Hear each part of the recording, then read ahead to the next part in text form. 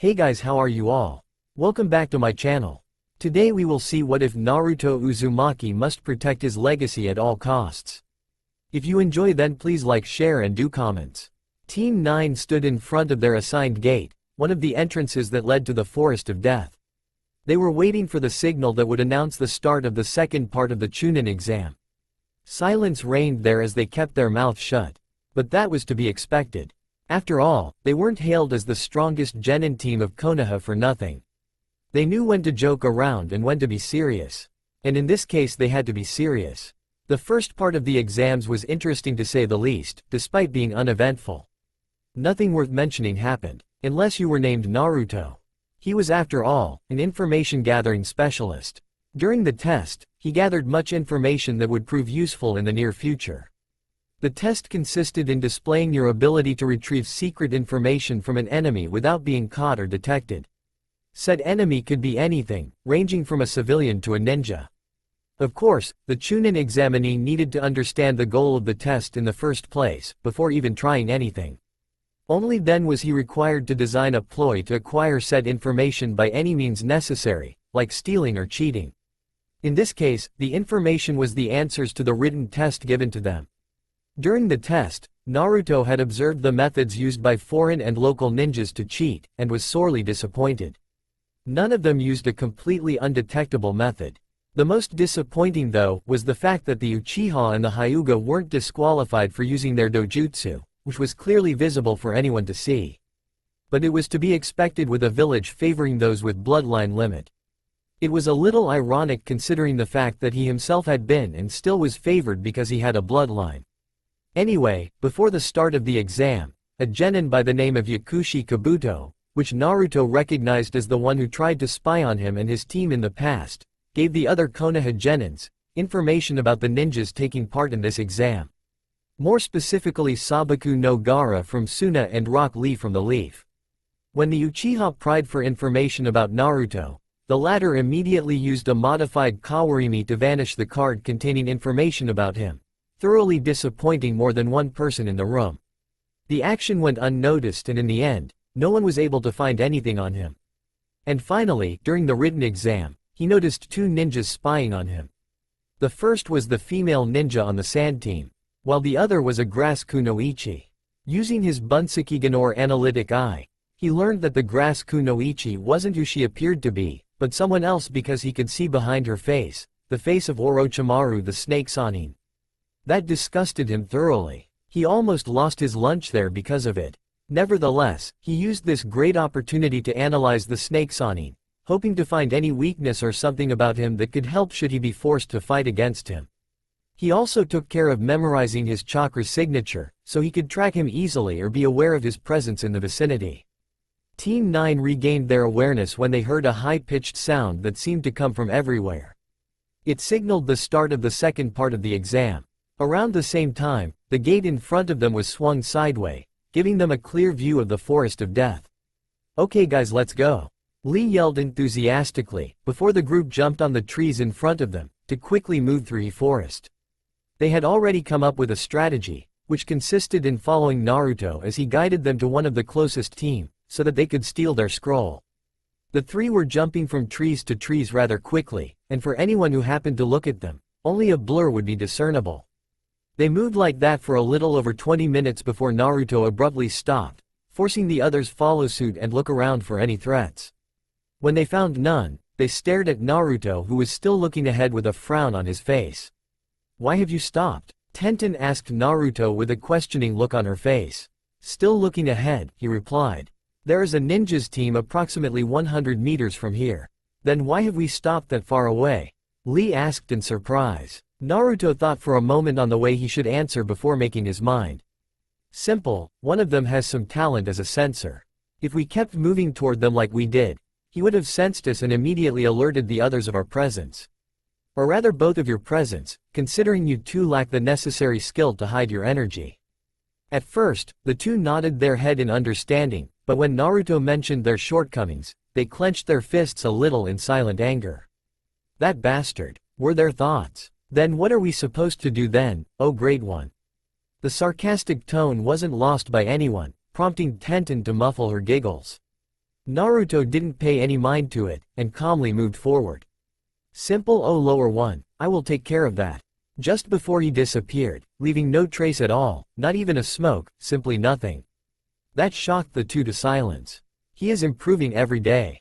At this rate, I won't ever catch up to him, thought a frustrated Lee. Tenten also thought something close to it, but let it go. With the foreign team, Takeshi was a very practical and underhanded ninja. He used everything at his disposal to reach his goals. One of those was to become the leader of AIM country. He knew that to reach such position, he'd have to become not only very powerful, but somehow acquire several supporters. Unfortunately for him, his plans went down the drain for one simple reason: pain. He hated that name so much. To him that name was the worst thing in the whole world. Oh, he had hated many things in his life. He had despised his parents for not being members of a great clan. He had despised his father for being a weak-hearted fool who couldn't stomach war and abandoned the ninja force. He had despised ninjas from clans who looked down on him. Most of all, he had hated himself for his lack of bloodline. Yet nothing compared to the hate he held for the name Pain, although hearing that name brought him a feeling of fear and many more. But he was right to fear that name, or rather the owner of that name. He had been disgusted at first by Hanzo the Salamander's defeat at the hand of the supposed god of AIM Pain. What disgusted him was the fact that someone as legendary as Hanzo couldn't even beat a rookie upstart as he had thought Pain to be. But those thoughts were quickly dismissed after witnessing said upstart murder in cold blood anyone related to the late Hanzo. Be they children or women, he killed them all, leaving no one alive. If you were among Hanzo folds, you were immediately executed. The ruthlessness of that event brought him back to the reality, and he immediately switched side as many others did, as they knew they had little to no chance of beating someone that could level their village instantly. No matter, he still kept his training as if nothing happened. After all, his motto was and still is the strong dominate the weak. So when he was given the mission to gather any available information about the newly revealed heir of the Namikaze clan, he jumped at the chance to prove himself and further advance in rank. His team and he were calmly walking in the forest without a care in the world. After all, they may be genin officially, but truthfully each of them was at least mid-chunin. They were walking in a triangle formation, with Takeshi in the front and the other two behind. Suddenly, he heard a rattling coming from the bushes on his left. Listening to their hard-gained reflex, the three turned their heads towards the sound to see a squirrel. Unfortunately for them, by turning their head, they completely opened their right side, and it was with no surprise that 3 senbons flew to their exposed neck. They noticed the sound too late, because senbons didn't make as much sound as kunais. The senbons pierced their neck in a specific pressure point, immediately putting them in a false state of death. But because of the poison coated on the weapons, they quickly suffocated to death. They died not even knowing why, how or who killed them. The only thing they had in mind at that time being, what is a squirrel doing in a forest like this? And then, a shadow fell just beside the bodies, before going through their belonging, finding the heaven scroll. The shadow also quickly took every weapons they had, which disappeared in a puff of smoke. Then it quickly did hand seals before a stream of fire erupted from his mouth, burning the bodies to ash. And as if it wasn't even there, the shadow disappeared again, having removed any traces of a fight in the area. With Team 9, Naruto was gone for a little over 20 minutes and Tenten and Lee were still waiting for him to come back. They were about to move toward the foreign team, when a shadow fell from a tree, just behind them. They whirled around, kunai in hands, before they sighed when they recognized the shadow as Naruto. What the hell? I told you to stop doing that, yelled Tenten as silently as she could, not wanting to reveal their position to anyone. Naruto just looked at her apathetically, before he removed a rather large scroll from his back. It was a heaven scroll, unfortunately. His teammates, seeing he wouldn't elaborate further, just nodded with a shake of the head. Okay, let's move to the next target then. Maybe next time we'll get lucky, Tenten said before jumping to a branch, quickly followed by her 2 companions. Outside, Lee appeared calm while following his teammates, but inside he was in turmoil. He still couldn't wrap his mind on the way Naruto fought. Not even a sound or anything signaling that a battle was taking place. Were his thoughts. He had always known that Naruto was dangerous, very much so, but until now, he hadn't realized just how much. He decided to let it go for now, focusing on finding an Earth scroll to pass this exam first. Hokage Tower. Walking casually in the hallway of the Hokage Tower was a man easily recognizable. He was of average height and had the right part of his face wrapped in medical bandages. The left part of his face was unblemished, showing a hardened face. And the look in his eyes could freeze even a dead man. It was the look of someone who had witnessed everything possible, especially the dark side of humanity. He also had his right arm encased in a cast, showing that he either had a fractured arm or an unusable one. All in all, he looked quite like an actor in a horror movie. He was walking steadily toward his destination. Before long he stopped in front of a rather beautiful door, decorated with different jewels. Beside the door stood another office, where a woman was positioned. He looked at her and said without preamble, "The Hokage is expecting me." The secretary looked from her documents, taking a short time to recognize the person and quickly replied, "Of course Danzo-sama, you can go ahead." Absent-mindedly nodding, he knocked upon the door. Once he heard the permission to enter, he wasted no time in pushing it open, and moving inside, the door closing behind him. Inside the office, Sarutobi was speaking with his advisors when he heard the knock at the door. Knowing who was behind it, considering they had an appointment, he allowed the visitor to come inside. Upon seeing the person in question, he couldn't help but be reminded of the reason why everything went to hell 7 years ago. Homura and Kaharu didn't miss the sad look on Sarutobi's face, but chose to stay silent, considering the meeting they were about to have. "Greetings Hokage, Dono, Kaharu, Dono, Homura, Dono. It has been a long time since we convened together." Begun Danzo. "Indeed it has Danzo, Dono." "Indeed it has," answered Kaharu for the three. "So what can I do for you? After all there must be a very important reason for the three of you to organize such a meeting," continued Danzo, opting to put any banter aside as he was a very busy man. The three were silent at that, not having expected Danzo to go straight to the point. Usually, the latter would try to get around the topic to distract his opponents. Opponents because they all knew that any kind of conversation between them was the closest thing to a ninja battle. They still regained their composure though, before Sarutobi took charge of the meeting. "I'm sure you already know what this meeting is about." Danzo sighed at that, having expected such a thing. "You still blame me for what happened between you and the Namikaze, don't you?" "Are we wrong to do so?" answered Homura this time, the frustration clearly visible on his face. "Need I remind you all that it was the three of you who used that seal on him in the first place?" said Danzo, still as calm as ever. "Or maybe you forgot just how happy you were to have another Namikaze in your clutch, to the point of showing off in my face." At this the three stayed silent, contemplating his words. Oh, they knew it was their fault for everything that happened, but they simply didn't want to admit their mistake. Especially when it had such after effect. "Regardless of what happened in the past, we'd like for you to distance yourself from Namikaze-san." This time it was Sarutobi who talked, frostily gazing at Danzo, hoping to make him lose composure or at least his tight control over his emotions. But he was having no such luck. "You seem to think that I am forcing him to do whatever it is you are thinking. Last time I remember, it was him who sought me out and not the other way around.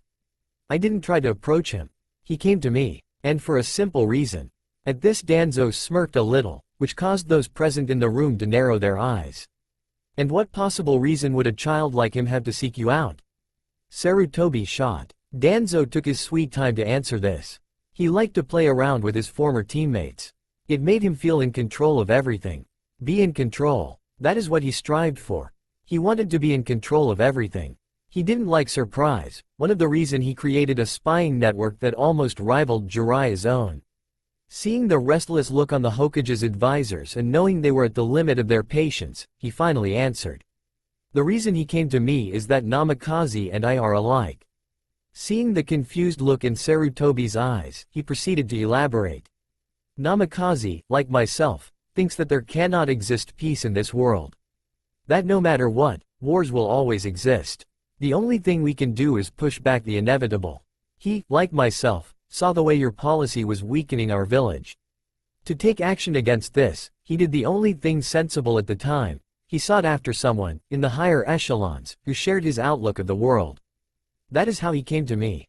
Not because of any manipulations I did, but because of your lack of an adequate policy." He finished looking at the three in front of him with a small smile. The three were stunned to hear this. They had always wondered why Naruto, the son of the Yondaime Hokage, a man who strongly advocated against wars of any kind, was doing with a man like Danzo. A man well known for his love of wars and struggles. And to hear that it was simply because of the same outlook they had on how to run the village was mind-blowing. The three looked at each other, having a silent conversation just with their eyes. If someone understood them, they would sum their conversation with a, "We'll convene about this later." Unlike you, there are others who don't like to go to war. War takes many lives, too many.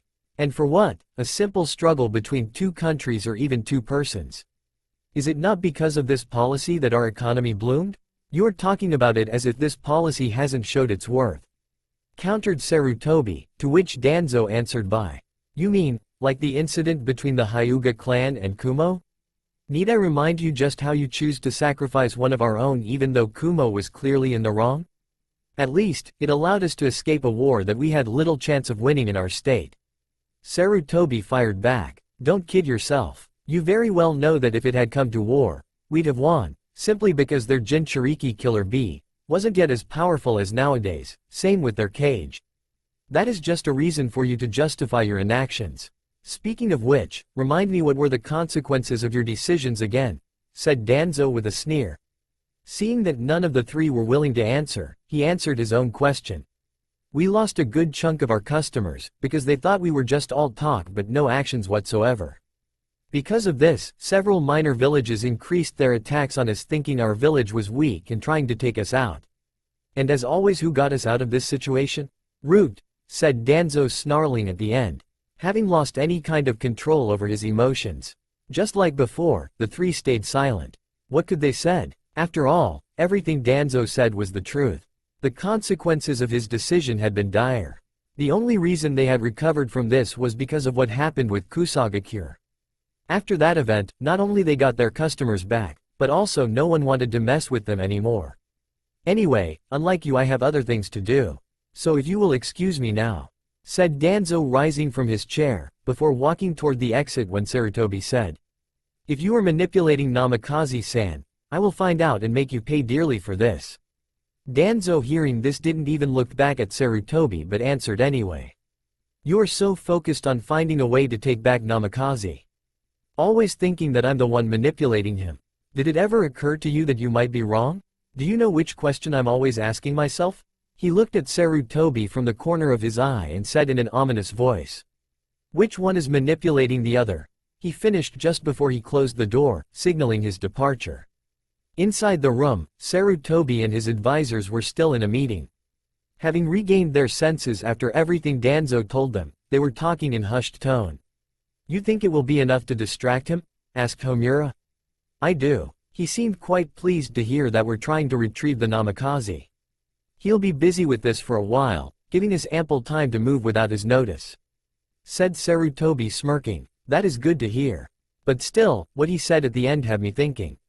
I have a bad feeling about this," said Kaharu softly. "You worry too much. Once everything is in place, he won't be able to do a thing. Now this meeting is adjourned," finished Sarutobi with the advisors nodding.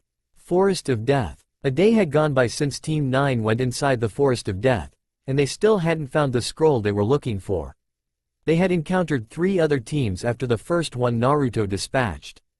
But as if the gods were against them, none of those teams possessed an Earth Scroll. So now they had a total of 5 Heaven Scrolls. Having stopped to rest the night before, they were now moving, or rather jumping from trees to trees, looking for another prey. "I hope we find an Earth Scroll soon. I'm getting tired of this forest," Tenten grumbled while jumping over a branch. "Tell me about it. It's like we're cursed or something." Lee fired back, before looking at Naruto to his left. "Nothing to say, hotshot?" Naruto, deep in thoughts, was a little surprised by the question, but quickly steeled his gaze. "Instead of questioning me, you should focus on the objective, overgrown eyebrow." Tenten stifled a giggle at that, while Lee's eyebrow twitched. He opened his mouth to reply, when a violent gust of wind slammed on him, making him fly far away from his team.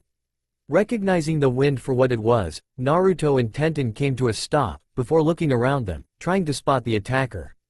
A few seconds later, Naruto angled his face to look on his left, just in time to see a kunoichi appear on branch. Tenten, seeing Naruto's reaction, followed suit, gazing at their would-be attacker. Naruto immediately narrowed his eyes to slit when he recognized the stranger. What does he want? He has no reason to be after Tenten, and he blew Lee away, so he must be after me. He adopted a defensive stance.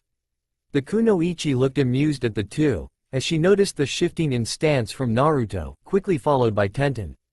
Maybe they aren't called the strongest genin team of Konoha for nothing. She thought, smiling creepily. Kukakuku, I have heard so much about you, Namikaze-san. So much that I'm eager to see what you are made of. The way she phrased it seemed so wrong to the genins. Still, not one to be outdone, Naruto fired back. I didn't know my fame had reached even a village like Kusagakure. I'm honored. No, the pleasure is all mine, Kukuku. Unfortunately, I would be more inclined to show you my might if you were to have an earth scroll, miss. Sorry I didn't catch your name, kunoichi-san, continued Naruto. The kunoichi smiled at that. Smartass. That's because I didn't give you my name, but nice try. Whatever you say, girl, he emphasized with a mock bow, all the while keeping an eye on his opponent. On the sidelines, Tenten was looking at the exchange with barely concealed annoyance. How can someone be so bipolar? One moment he's cold toward anyone, and the next he's smiling with an obvious enemy, she thought with a scowl. Finally, Naruto looked seriously at the kunoichi, every hint of a smile having disappeared from his face. Now, why would a Sannin like you seek me, a mere genin? And not just any Sannin, but one rumored to be the strongest of the three, Orochimaru the snake summoner? He questioned the kunoichi. Hearing this, Tenten gasped in surprise. She looked at the kunoichi once more to confirm it, just in time to see said kunoichi clapping and smiling appreciatively. Well done, Namikaze-san, well done. I should have known you would recognize me. But I am a little curious, how did you manage such feat? The newly revealed Orochimaru said, before adding a little killing intent at the end, to prompt his targets to answer. He was satisfied to see Tenten shake under the ki in despair. When he looked at Naruto though, he was surprised to see him standing, clearly unaffected. Oh, he can shrug this amount of ki already. Interesting, he thought. Naruto, seeing the state Tenten was in, couldn't help but sigh in frustration. If I was alone I could easily flee from this place, but with her around, it will be more difficult. He thought before raising his head just in time to see Orochimaru retrieve a kunai from his pouch. Damn. Acting quickly, he took a kunai with a note attached to it, and threw it at Orochimaru. The latter was surprised to see Naruto throw his weapon at the same time he did, despite having gone for it first. Wasting no time, Naruto put his hand on Tenten's shoulder while holding a ram seal with his other hand.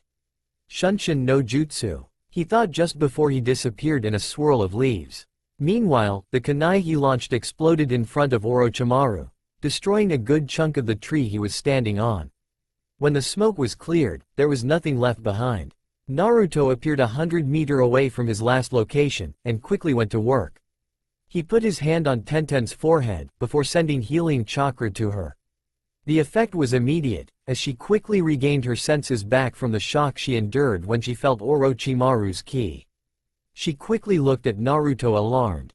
Oh my god, Naruto, we have to flee now. This is Orochimaru, she yelled hysterically, prompting her teammate to slap her, hard enough to calm her down. He waited a few seconds before speaking. Calmed now? I know we have to escape. But you forgot he is a Sannin. He will follow us easily, or rather you. Right now, I need to, he said as calmly as possible under such conditions, but was interrupted by Tenten's widening eyes. Look out, she yelled, just in time for Naruto to grab her and jump high in the air, doing a back flip at the same time. While upside down, he saw a huge snake pass through where they stood earlier. But he also noticed Orochimaru hiding several meters away from their position. Thinking quickly, he came up with a plan. Once he touched a branch, he set Tenten down, quickly taking a bunch of kunai with notes on them, and handing them to his teammate. Listen well, Tenten, I want you to use those kunais to kill the snake summon. Aim for any weak parts like the eyes or the inside of its mouth. Understood? Tenten slowly nodded, frightened by the situation but willing to survive. Meanwhile, the snake twisted his body until he faced them again. Then he charged again at its targets, moving quickly between the trees and increasing the difficulty for Tenten to aim properly. But she wasn't known and nicknamed as Bullseye for nothing. While she carefully took aim, Naruto closed his eye in concentration. He is moving, he thought, feeling Orochimaru's chakra coming toward them. Now would be a good time, Tenten. Don't rush me. Try aiming for a snake moving like that and you will see just how hard it is. She yelled in frustration. Naruto sighed, knowing it was difficult. He didn't use those kunais himself because he knew that Tenten was way better than him when it came to handling weapons. It was then that he sensed Orochimaru a few meters away from them going through hand seals. Tenten, he yelled. Done, she yelled in response, having finally locked onto her target's weak point, his eyes.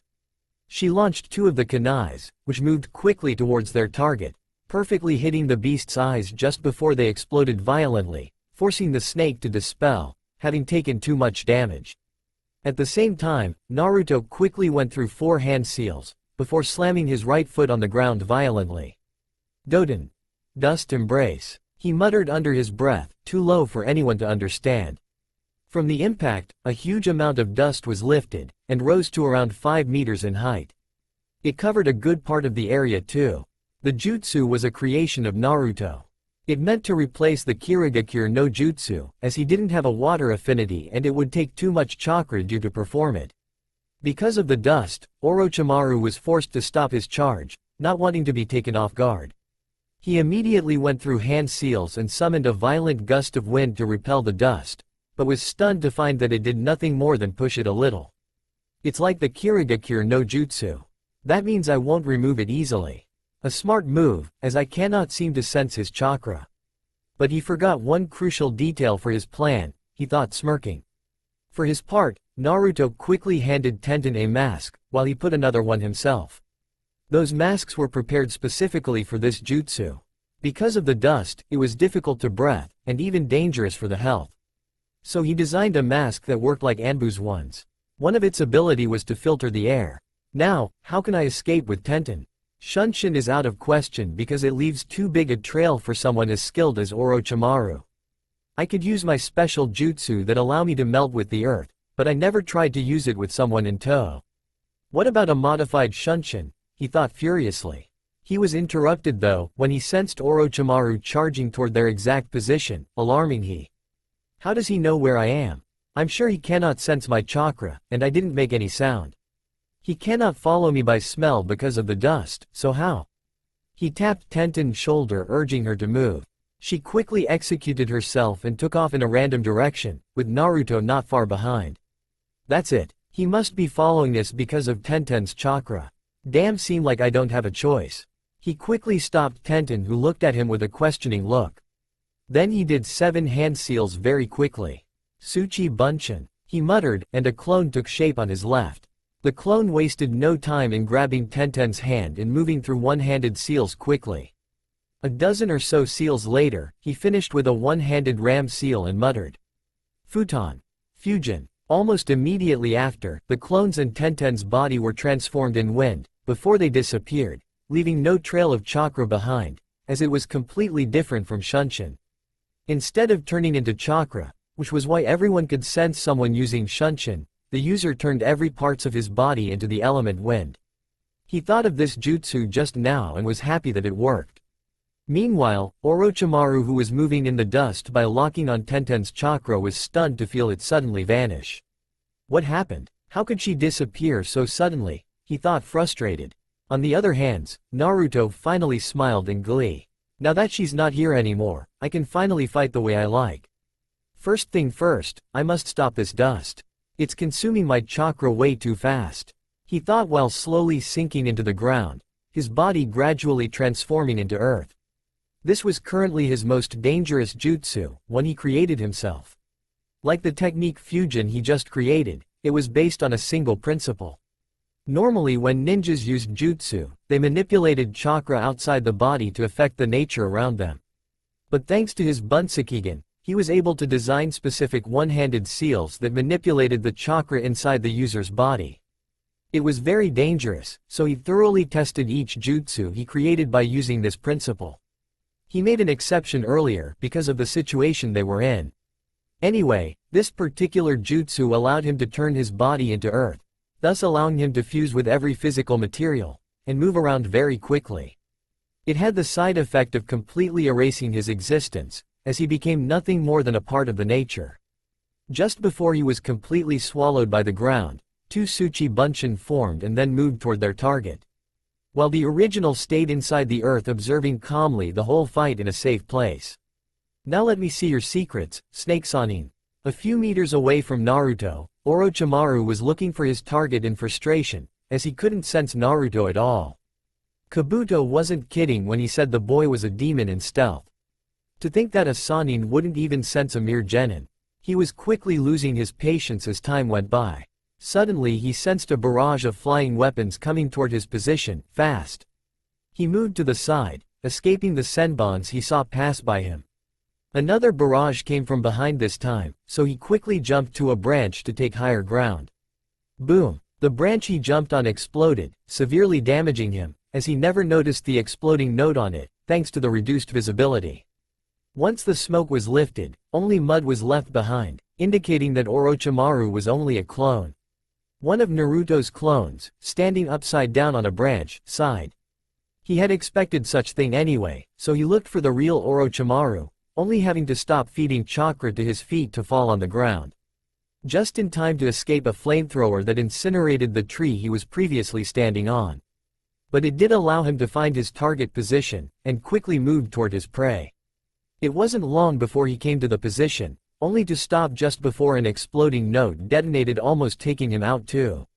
Shit, that was too close for comfort, he quickly hid himself again. Orochimaru on the other hand, moved quickly through branches, having come to the conclusion that staying put would be dangerous for his health. He came to a halt when he noticed something wrong with his surrounding. Kai, he yelled, just in time to dodge a senbon that flew by his neck. Damn, I didn't even notice he put me in a genjutsu. He almost had me there, he thought before throwing shurikens toward the clone he located while moving through hand seals.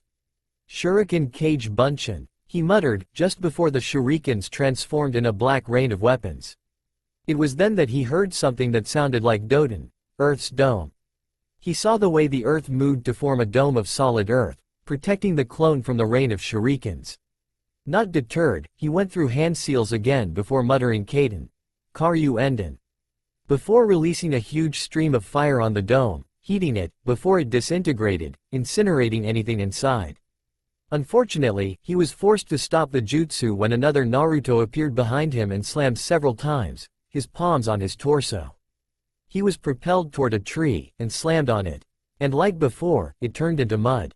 The clone seeing this, said out loud, "Shit, I am dead." "Indeed," said a voice behind him, before he was violently punched in the face. But Orochimaru was surprised when the Naruto turned in mud also. Mud clone too? He thought just before he went through several hand seals. I think I have played long enough. Suiden. Suiryuden no Jutsu. The moment he uttered those words, water surged from the ground, before taking the shape of a huge water dragon and moving through all the dust, rendering it heavier, before it fell on the ground, thus ending Naruto's jutsu. Naruto, seeing this, appeared in front of Orochimaru and sighed in exasperation. At least, he is allowing me to study him thoroughly, without even taking notice of it. He thought, smirking at the end. Orochimaru, seeing the smirk, went through some hand seals quickly, before slamming his palms on the ground yelling, Kachiyose number jutsu. A giant puff of smoke covered him entirely, masking him from Naruto. The latter tensed after recognizing the jutsu, a summoning jutsu tch. I gambled on the fact that he wouldn't use high-costing jutsu considering he could easily be sensed by Anbu because of this. He thought, more surprised than worried. When the smoke was lifted, Orochimaru was standing on a rather large snake with huge scales that appeared to be very strong. He looked at his target, licking his lips in glee. "Show me Namikaze, show me what your blood is capable of," yelled Orochimaru insanely before giving the signal for his snake to charge his target. The snake obeyed quickly by sliding towards Naruto, like a predator after his prey. Unfortunately for it, in this case, no one could safely say who was the predator and who was the prey. Naruto, not wanting to waste energy dodging the snake quickly, slammed a smoke bomb on the ground, hiding him. When the smoke was cleared, he was gone completely. Much to the ire of the snake Sanin, who was looking everywhere for him. It was only thanks to his many years of experience and hard-gained reflex that he was able to dodge a rain of senbons that slammed on the scales of the snake, but fortunately, didn't affect it. Using the direction in which the weapons came from, he looked up, just in time to see Naruto about 50 meters in the sky, going through hand seals at an unprecedented speed even for him. Naruto finished his hand seals for a jutsu he just thought, before extending his right palm in front of him, directed at Orochimaru and his snake. He whispered to himself, "Futon, Buddha's palm." And just like that, the pressure of the air above his target multiplied tenfold and slammed on Orochimaru and his snake with such force that it left a giant handprint on the ground.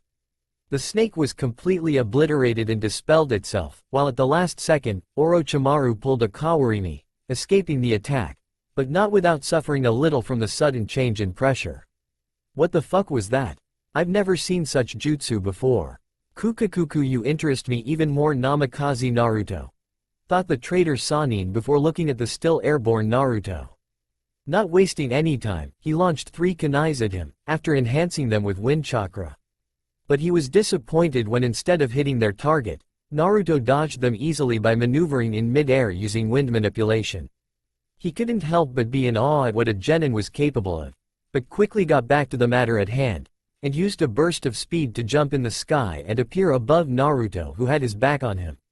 Perfect Kukakuku. Everyone looking at the sight would have automatically assumed that it was the end for the boy as he couldn't see the incoming Orochimaru, but they wouldn't take into account the fact that Naruto improved his Tsuchi Bunshin so much that now, he could easily share his senses, sight, hearing and the likes, with his clones. So it wasn't surprising when the free-falling Naruto saw Orochimaru above him, thanks to the sight of the real Naruto still fused with the ground and watching the fight. So when Orochimaru was about to drop-kick him to the ground, he rotated on himself so fast that an after-image of the rotation was still visible. That was the application of the piercing dragon style. Instead of Orochimaru slamming his kick on Naruto, the latter kicked the offending leg to the side, before rotating again and then slamming the same leg straight in Orochimaru's face. He wasn't surprised when Orochimaru disappeared in the form of crumbling dirt.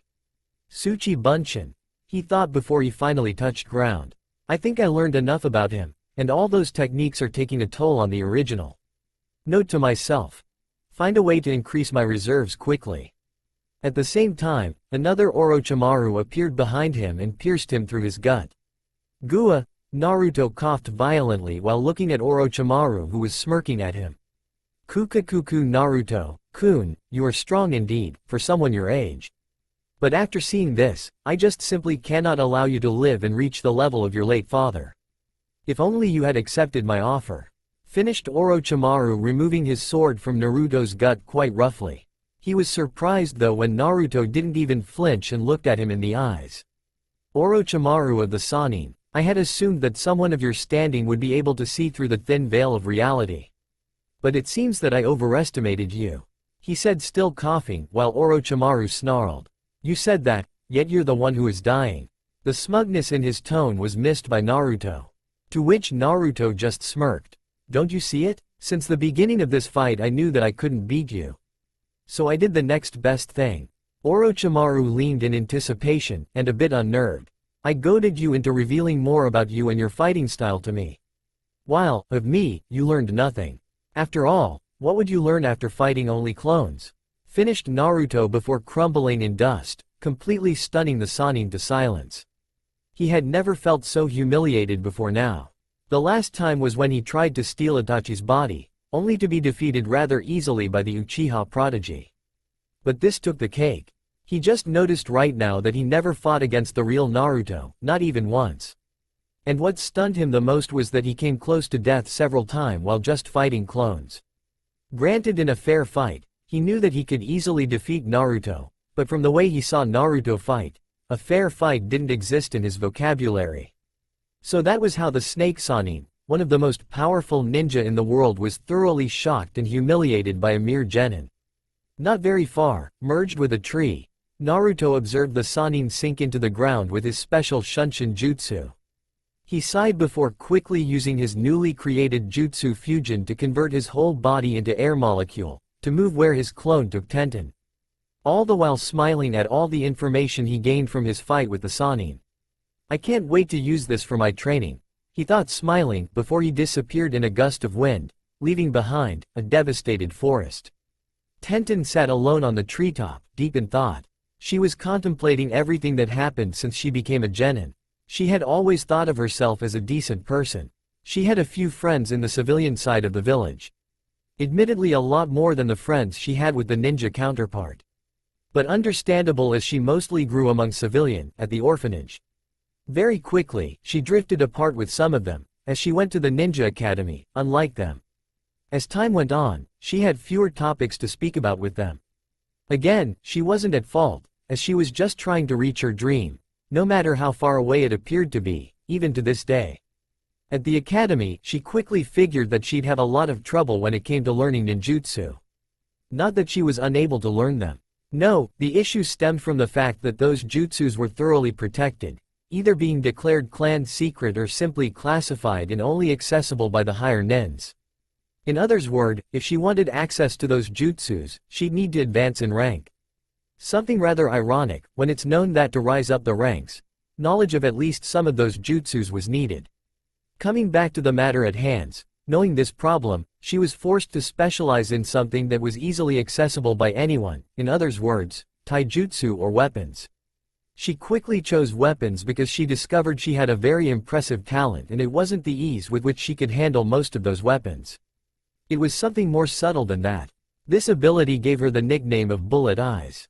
No matter how bad the weather was, no matter how far away she was, if she had the strength to do it, she could hit a target wherever she wanted. That was her true ability. She never missed a target, even a moving one, of course depending on the speed at which the target was moving. By training, she increased her skill to the point of being able to hit even a Junin ninja while he's moving. That was her forte in the team. Lee was the taijutsu specialist, Naruto the team leader able to do any task with relatively ease and her, the support of the team, fighting at long range, and helping any of them when deemed necessary. She had always prided herself of her ability to get through almost any situation. She thought she was strong. Granted against a full-fledged Junin she wouldn't stand a chance, she could at least stall him long enough for the reinforcement to arrive. But what happened yesterday completely trashed her entire world. Suddenly, she became aware of just how weak she really was against the monsters of this world. Monsters. That is the way she called those who reached a level higher than Junin. Those levels were, in an ascending order, Anbu Captain, Sannin, Kage and S-rank ninja. The last three being approximately at the same level. Even a ninja at the level of an Anbu Captain could very well take on a team of 4 Junins and win. Not even a day had gone since the wake-up call she received from Orochimaru. She couldn't recall a single time where she had felt completely and utterly crushed. Only thinking about that event, a chill went down her spine. The apparent ease with which the Sannin handled them, or rather her, she quickly corrected herself, was shocking to say the least. If she was truthful about the whole event, she knew she hadn't been much of a help in the confrontation, except maybe killing the huge snake that Orochimaru summoned. She clenched her fists in frustration. Almost 2 years since I became a genin, and I couldn't even do something against that monster. She slammed her fist against the branch beside her. What was I doing since becoming genin? It was then that she reached the only solution to her problem. A solution she came up with a long time ago, but didn't have the courage to act upon it.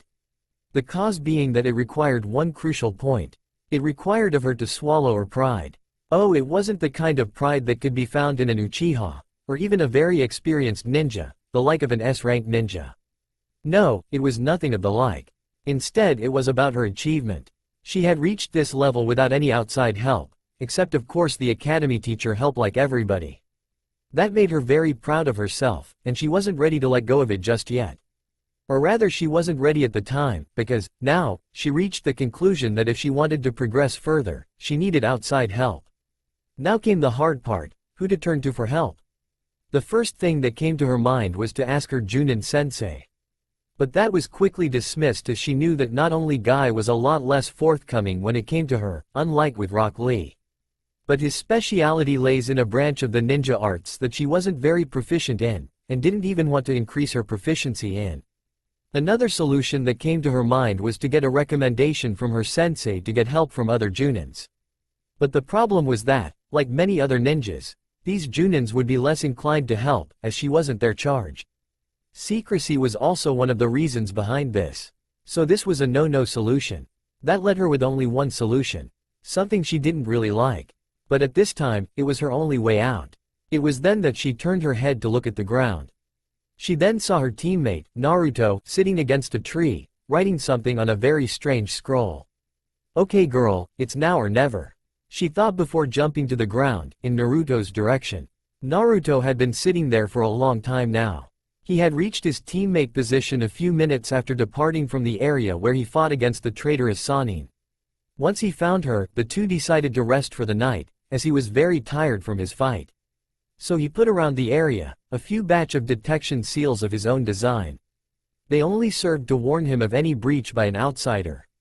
The next morning, he woke up early as always, and took a little breakfast that he retrieved from his storage scroll. It wasn't long before Tenten woke up too, and after taking her breakfast, she went up to the treetop doing whatever she wanted, as they still had a lot of time before they would begin their search of their missing teammate. He himself was doing his research, or rather continuing his research. It wasn't every day that he had the time to work on it, as he was always busy with something to do. That's why he always had on himself his special scroll, upon which he worked. The strange scroll looked plain, neither too long nor too wide, but the amount of work woven upon it was tremendous to say the least. It was one of the greatest creations of the Namikaze clan. It wasn't a combat technique or anything the like. Instead, it was nothing more than a support device for a sealing practitioner. To understand just how important this was, you'd need to understand why few ninjas today practice the sealing art, with even less reaching mastery. The sealing art, although extremely useful for those who know how to use it, is the most unpredictable and dangerous art currently existing. It consists in writing and associating different kind of runes, thus forming scripts and arrays of them. Each rune has a meaning and a set of rules, which determining the relationship between each other. The first step in learning sealing is to learn the meaning of every rune. This step takes a lot of time and determination to master. Following this step is the learning of the relationship between the runes, and the effect they produce. The third step consists in learning from existing seals.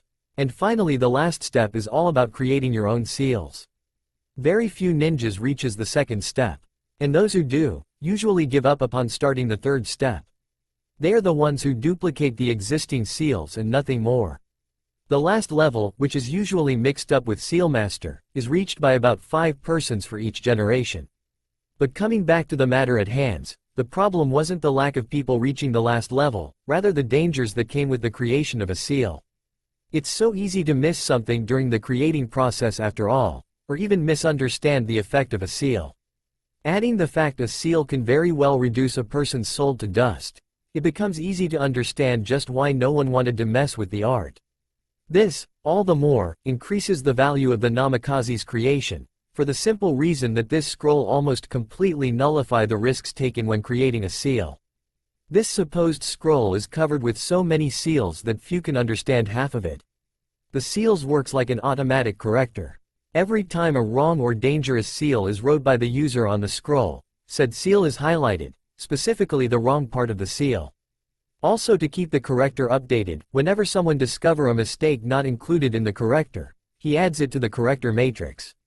Those scrolls could only be used by a Namikaze, and were duplicated by another seal in the Namikaze's hidden house.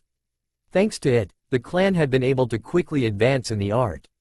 An advantage they jealously kept for themselves. Coming back to the present, Naruto was using one of these scrolls to create a new sealing array. Something he was working on, ever since he became a genin. Indeed, the seal was that complex. But given that the benefits of such seal, if finished, would be tremendous, he considered the time passed on it as worth spending. The seal is one that'll be applied on the user body. Its goal is two-folds.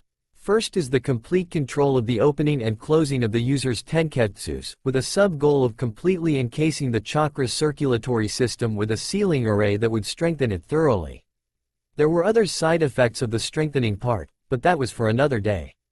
The second goal of the seal was also very important and could prove very useful later on. If it worked as expected, the user would be able to not only absorb ambient energy, transforming it in neutral chakra, but would also be able to absorb the energy emitted by elemental jutsus, to a lesser extent. He had already completed the second part of the seal, namely the absorbing part. But he still had trouble with the first part. The reason was that the tenketsus on a human's body weren't in a fixed position. It constantly changed as the body grew, or even developed from the chakra training. So if he applied the seal on himself, now, in a few years, months even, it'd stop working. So he had to find a way to make the seal move in perfect symbiosis with the tenketsus movements. Something he deemed impossible until now. During his fight with the snake Sannin, he discovered something incredible on said Sannin's body. That something was the mutating ability possessed by the latter. The ability being displayed whenever Orochimaru stretched his body either to lengthen his arm or even to slither around any attacks. Very quickly he noticed that the tenketsus and other important parts of the body were displaced in perfect coordination. He later found out that it was in fact a jutsu that allowed him to do so. Wasting no time at all, he quickly learned the technique, after careful observation with his Bunsakigen. After that it just became a matter of converting the jutsu into a sealing matrix, as it was indeed possible to convert almost any jutsus in a seal matrix. That's what he was writing now on the scroll, to make it work perfectly. Once he finished, he quickly activated the correcting part of the scroll, which displayed no errors from the matrix. This made him smile, an action that seemed so foreign on his face. Of course, he'd have to test it on someone else before applying it on him. After all, there could be an error that the corrector wasn't aware of yet. Still he was happy knowing that if there was any errors, it'd rather be something other than the way in which he achieved this result, in others' words, a writing error. So it would be easier to correct. His teammate Tenten chose that exact time to land on the ground in front of him, a serious expression on her face. Carefully schooling his features, Naruto looked at her expectantly. Once Tenten landed on her feet, she looked up toward Naruto with the most serious expression she could manage. She was so focused on looking professional that she completely missed the fleeting smile that adorned Naruto's face. Naruto, she began hesitantly, despite her resolve. Taking a deep breath, she gathered her courage and continued. Quote ellipsis. I've been thinking on everything that happened ever since we became genin. And I found myself lacking. She paused to give Naruto the time to digest everything she said.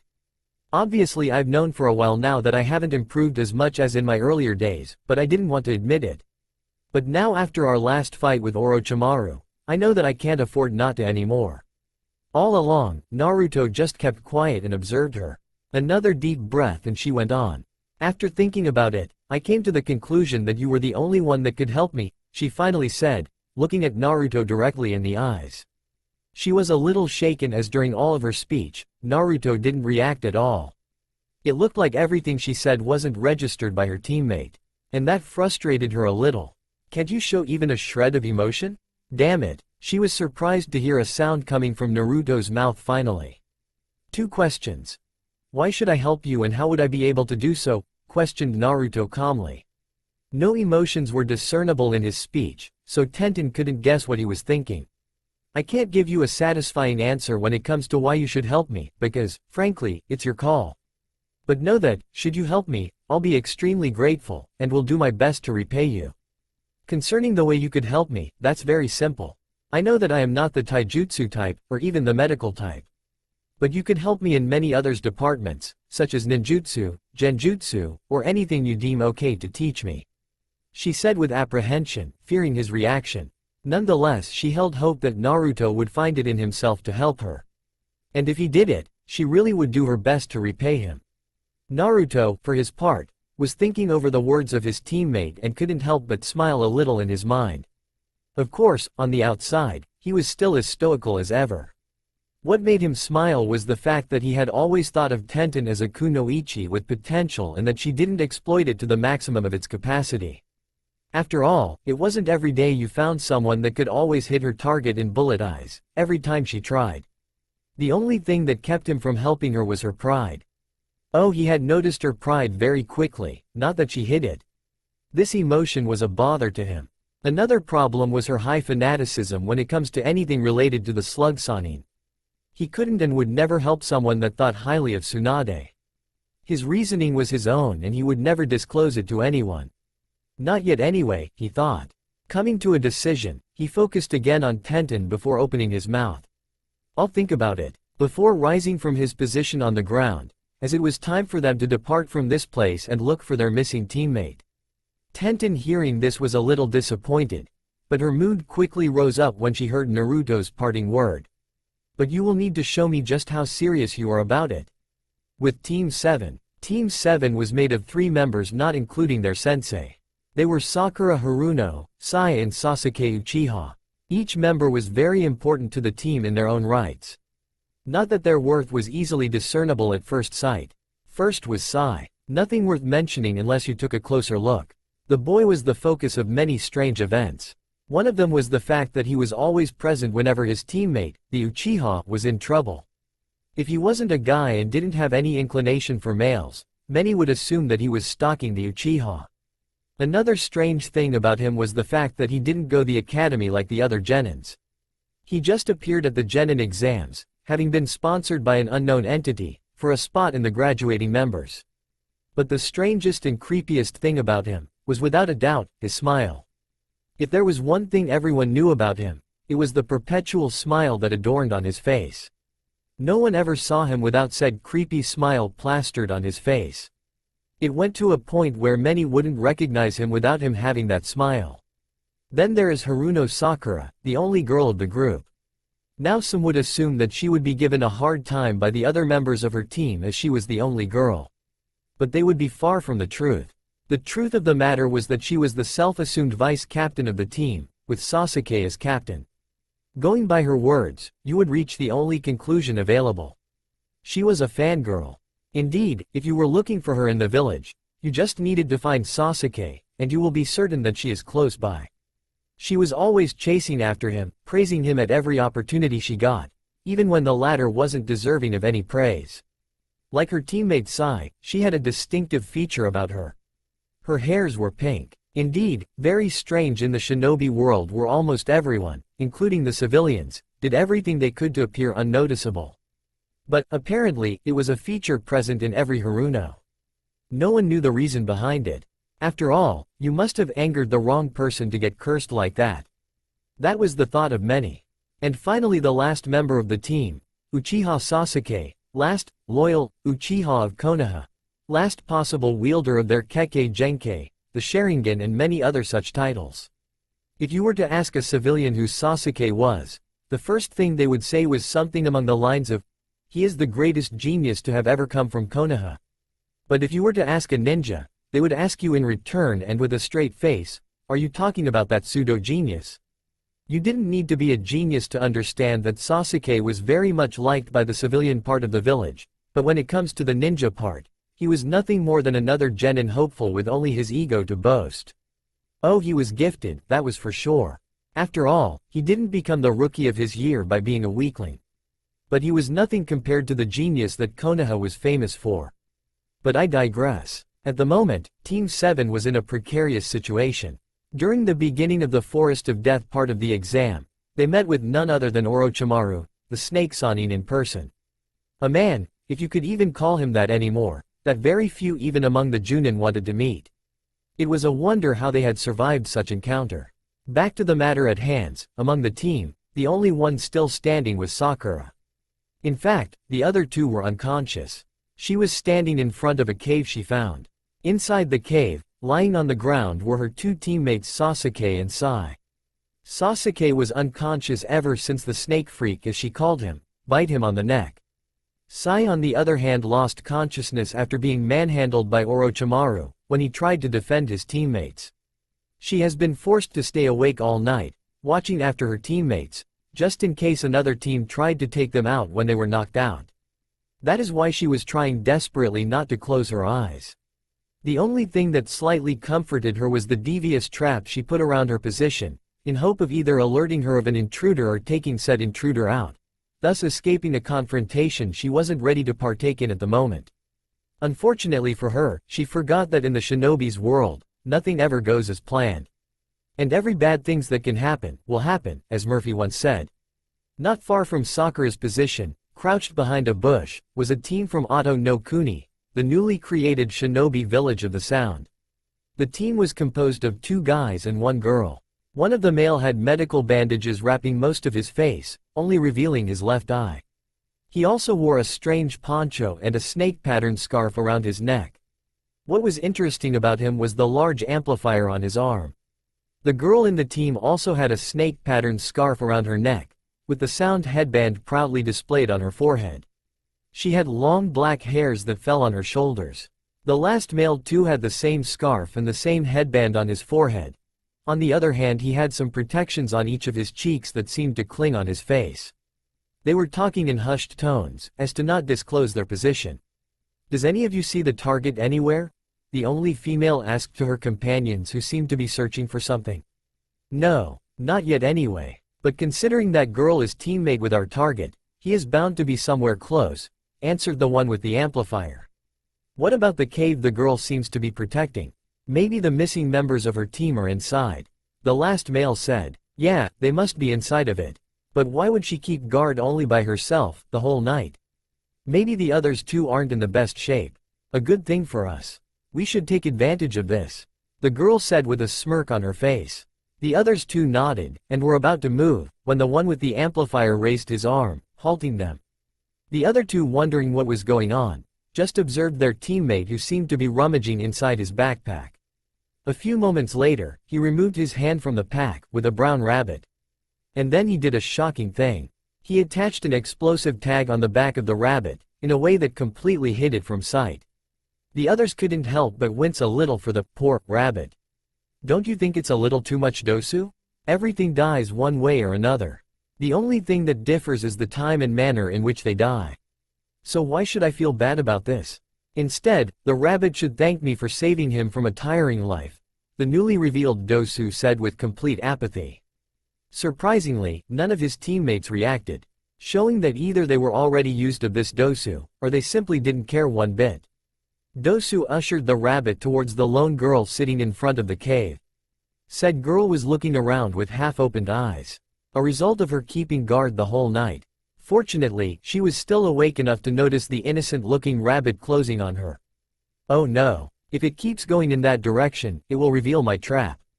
She quickly took a kunai from her pouch, and sends it at the animal. The weapon slammed just in front of said rabbit, scaring him enough to make him change direction, and return to his captors. In the bush, the members of the Otto team were frowning at what happened. "Do you think she noticed the tag?" The girl looked at Dosu. "No, I don't think so.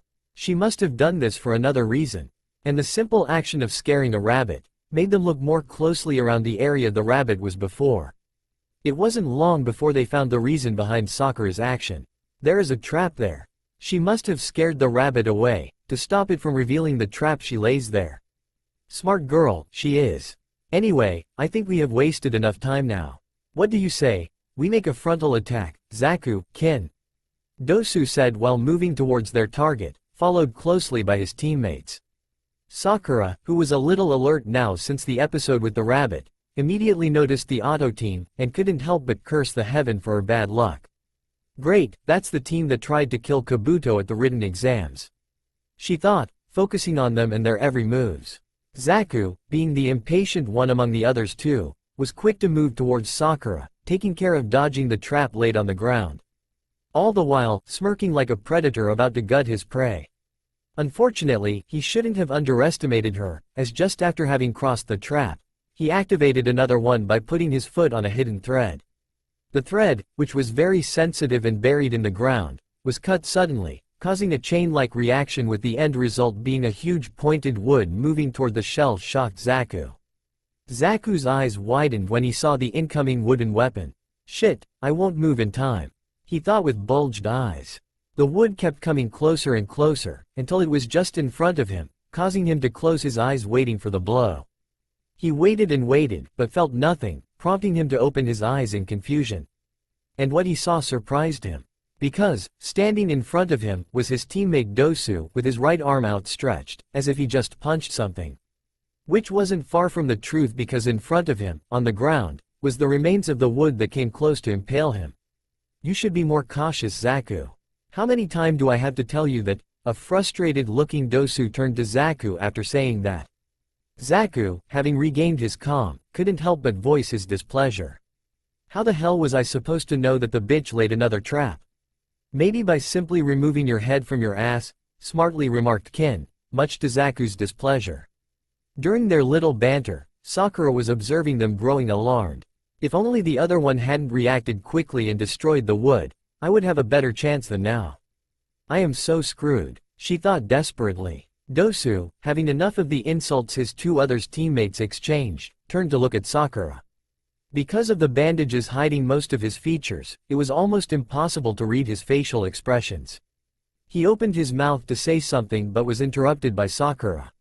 What do you want? He looked at the girl, weighing the value of answering her, but was again interrupted, much to his growing ire.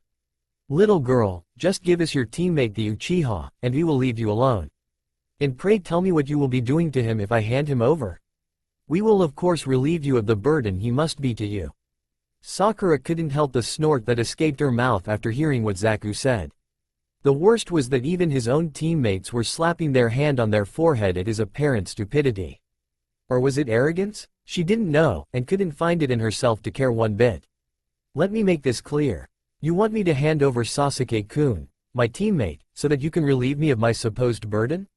Even a mentally retarded one wouldn't fall for such obvious trick. While saying this, she was mentally preparing herself for the battle to come, as it was obvious that they wouldn't let her go just like that. And she was right, as Kin took what looked like a handful of senbons from her pouch, while glaring at her. It is obvious that she won't hand him to us. So we'll just have to take him over her dead body, she said, laughing at her maniacally. As if to carry out her threat, she quickly launched a handful of the senbons at Sakura, surprising the latter by the sudden attack. She did her best to dodge by weaving around them. Something isn't right, she thought while ducking another wave of senbons. Why is it so easy to dodge them? Normally senbons are the hardest weapons to dodge because of their size. Narrowing her eyes, she quickly looked at the senbons scattered around her, but couldn't find anything wrong with them. So she looked back at her attackers, only to find Zaku with his hands extended towards her. Zankuha. Sakura had little time to jump to the sky to escape the supersonic blast of what could only be described as air. With her high position, she was able to look at her earlier position on the ground, in a bird-like view. And what she saw made her widen her eyes in surprise. Because the senbons scattered on the ground formed a perfect pentagon-like shape. Before she had a chance to understand the pattern's meaning, she felt her whole body go numb, and the landscape changed from a peaceful forest to a sandy desert with scattered bones everywhere. Genjutsu, she thought at last before succumbing completely to it. Much to her attacker's joy. What a waste, Kin scoffed with an air of smugness. She couldn't even tell that something was wrong with the way I launched my weapons. Truly, Konoha ninjas are grossly overestimated. Her teammates couldn't help but agree with her. Not wanting to waste any more time, she walked towards her target until she was standing above her. She took a kunai from her pouch, and knelt down to finish her target when her instincts screamed at her to flee. Knowing that her instincts were rarely wrong, she tried to jump backward, but it was already too late. A moment earlier, after Sakura fell under the genjutsu, she found herself in a desert landscape, with sands everywhere and bones scattered around. This must be the illusion generated by the genjutsu she put me under. Knowing she had but a few moments before her attackers would try to take her out while she was stuck in this world, she closed her eyes, concentrating on her chakra system. It wasn't long before she noticed the foreign chakra manipulating her own. Indeed, genjutsu was a very subtle art that once mastered could be extremely deadly. To use genjutsu, you had to find a way to invade your target chakra system. This could be done by sending your chakra to your target with a sequence of hand seals, or even by many others medium like eye contact. Once your chakra was inside the target's system, you had to wrestle control of the target's chakra either subtlety or by force. Once the control acquired, you could pretty much do anything you wanted to your target for a simple yet very important reason. Chakra was closely linked to the nervous system. So theoretically, you could control all the senses of the target, which made him see anything you wanted, heard anything you wanted, among others. The hand seals are used just to take over someone's chakra system. The more complex they are, the easier and faster you can take over. After that, you needed a good imagination, as you had to make your target believe that everything was real. Genjutsu was difficult to learn because you needed to have very good chakra control and also a good dose of concentration and imagination. After all, the most advanced in the art are able to superimpose the real world with the virtual world they created, allowing them to predict how you will react and if you are caught in the genjutsu or are just faking. So when Sakura found the foreign chakra, she quickly halted the flow of her chakra using the disruption method. Unfortunately, that is when the pentagon she saw took effect. The world blurred around her, just for a few seconds, showing the real world and an advancing kin. But then she faintly heard a sound that could only be made by a bell. And she was back to the sandy world again. She widened her eyes at that. Knowing that she had even less time than before, she quickly reviewed everything that happened. Calm down and think, Sakura, she thought, taking a huge breath to calm herself. Okay, obviously these bells are part of the genjutsu, but how? And come to think of it, how did she use genjutsu without hand seals? It is a very rare talent and I don't think someone so young can do that already. She looked around to find anything that could help her but found nothing. This world is just here to give her time to kill me in the real one, as there is nothing to frighten me to death. It was then that she thought back to the lesson she had about genjutsu and how they needed a medium to be cast, and widened her eyes in realization. Of course, I am so stupid. The bells must be the medium or pseudo-medium. They must work in resonance with each other to send a sound laced with chakra. This sound in fact is the real medium. That is why when I heard that sound, I immediately fell under the genjutsu again. So to get out of this, I must kill my sense of hearing. She thought, smiling. She acted quickly, by sending chakra to her ears. But instead of enhancing them, she completely shut them down, making her virtually deaf. It was a technique that required perfect control of one chakra, lest you irreversibly destroyed your senses. This took immediate effect, as she found herself again in the real world, with Kin standing just above her, and reaching for her kunai. Thinking quickly, she discreetly retrieved a kunai from her pouch, waiting for the right time to make her move. That time came when Kin leaned towards her to strike. And like a tiger ready to pounce on his prey, she struck hard. Kin was head through the vicinity of the clearing they found themselves. Kin was projected towards a tree, all the while leaving a trail of blood in the air. Sakura hit Kin's throat with tremendous force and with the sharpened part of the kunai. The only thing that saved the latter was the jump she made at the last second, thus reducing the damage done to her throat. But the deed was done, as blood was flowing freely out of her body. Why do I feel so lightheaded? And why is it dark outside? Were Kin's last thought before she slumped on the ground. Alive or not, none of them knew. This seemed to wake up the other members of the auto team, as they quickly charged at Sakura with rage visible in their eyes. Some would think that they were angry because their teammate was in danger, but that wasn't the case. They were upset only because Sakura managed to deceive them and at the same time, mortally strike one of them. Sakura, having noticed the others two approach, quickly took a handful of shurikens from her pouch and launched them at the two. Zaku and Dosu easily dodged the airborne weapons while still advancing towards their target. Dosu, yelled Zaku while extending his arms towards Sakura. The mentioned nodded before going to the left. Zankuha, a deadly mix of air pressure and sound waves, made a beeline towards Sakura, who jumped to her right, dodging the attack. Only for her to appear a few meters before Dosu charging at her like a raging bull. She could only widen her eyes in shock and surprise, having not thought that the two could use teamwork, going by their seemingly bad relationship. Smack! The sound was heard clearly in the clearing, as Dosu slammed his fist on Sakura's face. The latter was projected toward a tree, leaving a trail of blood, not unlike Kin earlier. She slammed her back on the tree, silently crying in pain and arching her back, trying to reduce the pain. Thankfully she didn't lose consciousness as her eyes bulged, seeing another incoming waves of air from Zaku.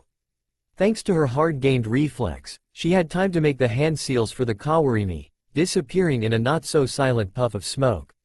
Just in time as the tree behind her exploded in splinters from the attack. Did I get her? Dosu still looked at the dust created by the attack, searching for their target. Once the dust was lifted, there was nothing left behind except the remains of a tree. Obviously no, he said, turning around, while launching a handful of shurikens to Sakura, who appeared behind them. Sakura, not deterred by them, launched her owns against the incoming ones, deflecting them. She then did a few hand seals before 3 copies of her appeared, running alongside her. With the clones she ran in zigzag to confound her targets. "Dosu!" yelled Zaku, prompting Dosu to crouch on the ground, just in time to dodge another wave of sound and air pressure that destroyed the clones and the real Sakura. Or rather the log that replaced Sakura. This time it was Zaku who turned behind himself looking for Sakura, expecting her to appear behind him like before. But she wasn't there. Frowning, he looked all around himself searching for his target. Left, right, behind, in front.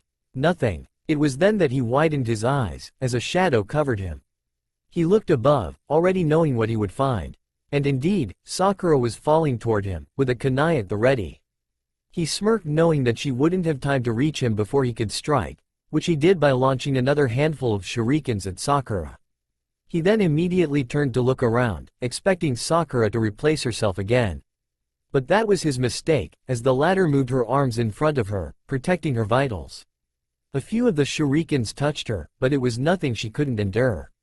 In any case, that is what she repeated herself. Once the onslaught was finished, she readied herself by bringing her arm behind her, using her momentum. She was almost before her target when she noticed something in the bush. Zaku, not finding Sakura anywhere, looked again at the sky, only to widen his eyes at her target about to strike him with her kunai. He was completely frozen as he saw the path of the kunai ending at his head. Thankfully, something happened that made Sakura divert her strike to a non-lethal part of his body, namely his shoulder. Fortunately for him, Sakura forgot that she was fighting 2 persons, and was thus taken completely by surprise when Dosu appeared before Zaku, blocking her strike with a kunai of his own. Sakura, who was still airborne, was completely defenseless, as Dosu used his other arm, which had the melody arm, to strike her face again. Konoha Senpu resonated as Dosu was brutally kicked towards a tree. He couldn't help but think, again? Why do these tree lovers like to kick their opponents to a tree? It isn't like we are tree-hugging people like them. With a sneer on his face even though he was about to crash on a tree. Inside the bush Sakura looked at before. Team 10 made of Ino, Shikamaru and Choji were looking at the fight with widened eyes, and struggling to decide whether to help Sakura or not. Shikamaru on the other hand was looking at Sakura with narrowed eyes. Another one, Zaku, who regained control of his emotions, looked at the one who helped Sakura in wonder. Green jumpsuit? Is that even legal? He then looked at the downed Sakura, huffing in exertion, before feeling a chill going up his spine. I wasn't dreaming, she really was about to kill me. He thought, a little scared. But quickly squashed the feeling, hard. After all, he was from Otto, where any weakness Shoukiden would be used against you. With the Sand team, a few miles away from the fight that was taking place between the Konoha Nins and the Otto team, another team was standing in the middle of a sea of blood. Standing nonchalantly in the middle of this butchery was Gaara, a member of the Sand team. On his back, a gourd was fastened. The sand that was floating above his head rushed through the little gap that served as sole entry to the gourd. Moment later, the gourd was filled to the brim with sand before it was closed with a cap carved by the leftover sands. Behind him stood his teammates. The thing that stood out the most was the nonchalance with which they stood, arm crossed on their chest, completely disregarding the blood on the ground, as if it was unusual occurring. The only girl of the team finally looked at a bush beside them, narrowing her eyes. What do we do about those insects, Gaara? The mentioned turned around to look at his teammate with a cold look that would have frozen even the most hardened shinobi for a second at least. Strangely enough, the girl didn't react at all. She just maintained eye contact with Gaara, waiting for his answer. The answer never came. At least not from him, but from the last member of the team, a boy with what looked like painting on his face and a package attached on his back. We do not have time to deal with pesky ninjas like them, or have you forgotten our main objective, Tamari? The girl only scowled at that. Of course not Kankuro, but wouldn't it be better to deal with them considering they saw a little of Gaara's ability? And what, pray tell, will they be able to glean from it? The girl could only nod at that. Sorry, but old habits die hard. I forget that we are dealing with tree huggers. They have been considered the strongest ninja village for so long that they became overconfident and are now producing the weakest of ninjas. A sneer could be seen after she said that, before she smirked when she noticed the bush shaking a little. So they got angry. Of course they will do nothing knowing that they are likely to get killed if they act. She thought. This time though, they were interrupted by none other than their teammate Gaara, who looked at Temari with an inquiring look, expecting her to answer a question he hadn't even asked. Temari could only stare him back with a blank look as if stating, "Ask the question first. I am not a diviner, you know." With a grunt, the short boy finally opened his mouth. "We have the scrolls we need for the next part of this test. So we can begin the next part of our mission." He stopped and looked at Temari expectantly, but like before she only looked back waiting for whatever he will say.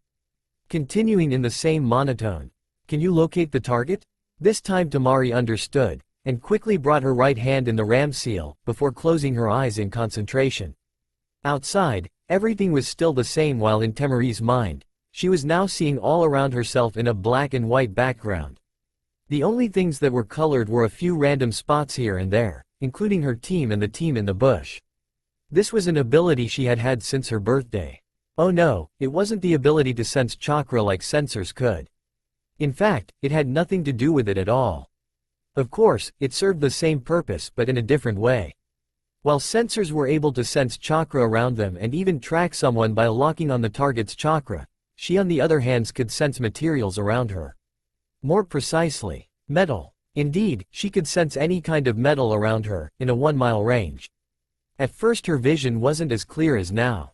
It was difficult for her to sense beyond 10 meters. But as she grew, the ability also grew. Of course, she did a good job of hiding this little ability from anyone except her team. Obviously because of just how vicious her father could be when he wanted something. But I digress. The ability allowed her to feel any metal in her range, when she was concentrating.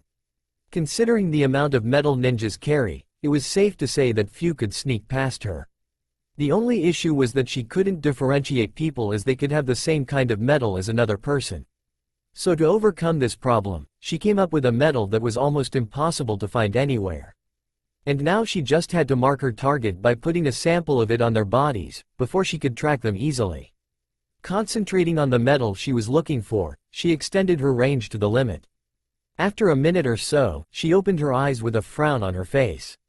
"I can't find the target." The reaction was immediate. "What do you mean you can find him?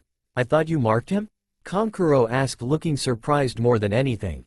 "Not him," she said, looking at the space thinking. Kankuro, noticing what she said, frowned. "Come again?" "I said not him. I didn't mark the target directly as I didn't know just what we were dealing with. Instead I marked his teammates." "So you chickened," Kankuro said, smirking at Temari, who glared at him before looking at Gaara. "Anyway, if I can't find them, that means they're outside my range. So it isn't my fault." Gaara frowned at that. Also, this was the first time he showed any emotions since they started speaking. They were silent for a moment before a sigh was heard coming from Gaara. "I will have to use it then," he said finally, while forming a few hand seals, finishing with the ram seal. Suddenly, a little amount of sand exited his gourd and floated beside him. Then it merged, shaping itself into an eye the size of a fist. The eye flew skywards, stopping a few meters above the treetop. Then Gaara closed his eyes. In his mind his normal sight was replaced with that of the huge eye. This was the eye of Shukaku. Thanks to it, he could see in a very far away. Using the eye, he concentrated on finding his target, looking left and right. A few minutes later, he finally found his target moving toward what seemed like a battle between Konoha and Otto Nins. Having seen what he needed, he opened his eyes, while the one in the sky dissolved in sand that came back to his gourd. They are around 5 miles away in that direction. He pointed towards where he saw the target. The others nodded before they shunshin-ed to that location. Seeing that the sand team was gone, 3 Konoha Nins got out of the bush, sighing in relief. Tenten had been moving through trees for a few hours now and couldn't help but be frustrated. Naruto and her had been looking for their lost teammate Lee since morning, but were having no luck in finding him. It came to a point where they had to part way to cover more ground. But she suspected that Naruto just wanted to find the scroll they needed, allowing them to keep going after the tower once they found their teammate. While moving, she thought about the morning's happenings, when she felt a huge discharge of chakra not far from her position. Having a teammate who valued stealth above anything made her pick something from him. She changed course, going after the chakra she felt, while taking care of being as silent as possible. It wasn't long before she reached the area, and what she saw surprised her. She stood on a tree, using the leaves to hide herself from those on the ground. In front of her stood two Konoha teams, an auto team and finally the one she was looking for since morning, Lee, her teammate. But what surprised her was the state in which they were. You would think having the advantage in number, they would easily dispatch these TWP auto nens. She thought seeing Lee on the ground seemingly unconscious. Next to him, a girl she knew to be called Sakura, also in bad shape, going by the cuts all over her clothes. Another group of 3 Konoha nens stood ready, close to the trees, but seeing their state, she knew they were tired. And finally the last one, the Uchiha if she remembered correctly, was fighting against the 2 auto nens. Again, he was losing and seemed very tired. To understand what is going on, we need to go back a few minutes earlier. Once Lee arrived and helped Sakura, he then battled with Dosu. Having the advantage because of his speed, he quickly overwhelmed the latter, and used the primary lotus, a technique allowing the user to open the first gate of the chakra's circulatory system, thus gaining a boost in speed and strength. But he didn't count on Zaku, who intervened just in time to save Dosu. Add to that, he got very winded as the primary lotus was a double-edged technique. Because of the sudden physical boost, the body took much damage from it. Afterward, the battle shifted again with the auto team taking advantage, until Team 10 composed of Ino Yamanaka, Nara Shikamaru and Akamichi Choji intervened.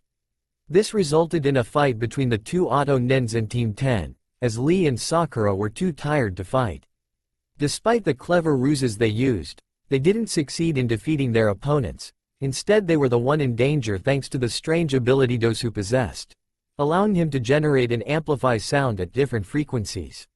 Even being close to the sound nen hand was dangerous as said hand produced a sound at a frequency that affected the body as a whole. It wasn't long before they disposed of the Konoha team, or rather rendered them unable to fight anymore. When they were about to finish the work though, their primary target the Uchiha finally woke up covered from head to toes with black marking that moved around his body. Being familiar with the cursed seal, they quickly understood what was going on and they weren't pleased to say the least. After all, no one would be happy to learn that they were just pawns to someone. Pawns because they deducted from everything that happened since the start of their mission, that Orochimaru was using them to test the Uchiha, considering the fact that he gave him the cursed seal. So the Sannin estimated that they wouldn't be able to take out the Uchiha. But said Sannin forgot one very important thing. They already knew how the cursed seal worked and what happened when it was applied on someone. Using this knowledge, they came up with a simple plan: stale the Uchiha until the first activation ended. Knowing that the first time someone used the seal, it only lasted approximately 5 minutes before they collapsed too tired to even move properly, let alone fight. Of course it was easier said than done. The little fight that ensued was a slaughter to say the least. They were completely outclassed but they didn't give up and kept fighting, resulting in Zaku having his left hand broken by Sasuke. But they were rewarded as the seal finally stopped working, leaving a barely moving Sasuke to take their revenge upon. That was the scene Tenten stumbled upon. 2 ninjas from Auto standing over Sasuke with a feral smirk firmly attached on their faces, and glee at the anticipated beating they were about to deliver to him. Not knowing if she could handle them alone, she took a strange paper from her pouch. Upon the fabric was a very confusing and complex scribbling, easily recognizable as a seal. She sent her chakra to it, knowing that it would not only alert Naruto that she found Lee, but also work as a beacon of chakra literally, allowing Naruto to find her quickly. She looked again at the scene and saw Dosu and Zaku beating the Uchiha but chose not to interfere as they weren't attacking her teammate. In this forest, there is no Konoha team, only the strong will survive to see the next part of the exams. She thought harshly. A few meters from the fight, the Sand team was looking at the scene in surprise, not having expected the Konoha team to have been felled by ninjas from such a weak country. They were even more surprised upon seeing a member of the team hailed as strongest genin team of Konoha, unconscious. Tamari looked at Kankuro with an incredulous look on her face. I thought they were supposed to be extremely powerful. Kankuro looked at her intrigued. Whom are you talking about? The one with the green jumpsuit. He is a member of our target's team. Who did you think I was talking about? The Uchiha. Anyway, it is surprising indeed, especially against such weak opponents. But where are the other members of the team? Kankuro looked at Gaara at this with a questioning look. Gaara only raised his right hand, pointing with his finger the area where Tenten hiding. He then said with complete apathy. The girl on the team is hiding there. Namikaze on the other hand, isn't here. They must have been separated. The others too nodded while keeping an eye on what was going on. The whole time thinking about how to get information on Naruto, not wanting to meet the case cage, their father, with nothing to report. Naruto was moving from trees to trees, in the direction Tenten took earlier when they parted way. He finally found the scroll they needed. All in all, they had 5 heaven and 1 earth scrolls. He couldn't help but feel good about himself, knowing that they could now move up to the next stage of the exam. It was then that he felt a paper on his pouch burn. Knowing the meaning of the heat, he quickly activated his sensor ability to search his surrounding, looking specifically for the signature emitted by the paper he gave to Tenten. Surprisingly, he found her quickly as she wasn't that far from his current position. But he was a little alarmed as he sensed a large variety of signatures in the area she was, causing him to conclude that she was in hostile territory. He increased his speed to such a level that he was only a blur for anyone that was looking at him. He arrived at the area a minute later, having stopped far from the actual area as he was analyzing what was going on. 11 ninjas in the clearing, including Tenten and Lee. Tenten is still hiding. Good, she didn't try to play the hero. He then looked behind Tenten. Another team close to them. The Sand team, if I correctly remember their signature. Finally he looked at his right where he sensed another ninja. Also even further away is the one who gave information about Genins in the exam. What was his name again? Yes, Kabuto. He is observing everything that is happening. To resume, Tenten is spying upon those in the clearing. She doesn't know that she is also being observed by the Sand team, who strangely enough, are also being observed unwittingly by Kabuto. In what kind of world did I stumble upon? He thought, sighing to himself. He finally moved again, jumping from trees to trees, taking care of staying unseen by everyone, even though he knew that it wouldn't stay the same for long. He stopped beside Tenten, who was still looking at the beating Sasuke was taking, and patted her on her shoulder in such a way that Tenten knew who he was, something they had trained in their team, to keep themselves from reacting in the wrong way. Tenten turned and looked at Naruto, who nodded at her. They didn't need to talk as they both knew what they had to do. The two stepped forward to retrieve their unconscious teammate. Behind them, the Sand team was shocked when they saw their target with Tenten, as he arrived there without their notice. When did he come? Temari looked bewildered as she questioned her teammates. The latter had nothing to say as they too were frozen in shock. To be able to sneak upon all of us like that. Namikaze, you will definitely feed mother with your blood. A maniacal smile could be seen upon Gaara's face, prompting his teammates to stand back a little in fright. Again with his psychotic smile. Does God really hate me so much? I have a psycho as little brother and a bossy girl as big sister. And as if it wasn't enough, we are on the same team. What did I do to deserve such thing? Kankuro thought, dejected. In the clearing, Dosu was still beating the helpless Sasuke, with the other looking at this, powerless to do anything, when he sensed 2 people above them in the trees. They turned around to look at the people daring to interrupt them on their self-deserved reward, but couldn't help but frown at what they saw. Another Konoha team, it seems. Is it me, or they are coming here like a flock of birds? Dosu asked sarcastically, with Zaku smirking at the jab. Talk about spoil sport. Dosu smirked too, even though it wasn't visible on his face thanks to the medical tape on his face. Meanwhile, the two kept moving towards the downed Lee, not even caring about what the auto ninjas were saying. What do you think you are doing? Zaku said once he saw them heading for one of the downed Konoha nins. This time, they faced Dosu and Zaku. Isn't it obvious? We are here to retrieve our teammate there. Tenten pointed at the area Lee was. Dosu narrowed his eyes at that before he looked at Naruto with an intense stare. He couldn't help but sense something amiss about Naruto. Where did I see him? Zaku, not liking the tone Tenten used, glared at her. The tone reminded him of his childhood, when he was constantly belittled because he was an orphan. With the other children thinking they were his betters. He wasn't about to let anyone think themselves superior to him anymore. Again this high and mighty attitude of Konoha ninjas.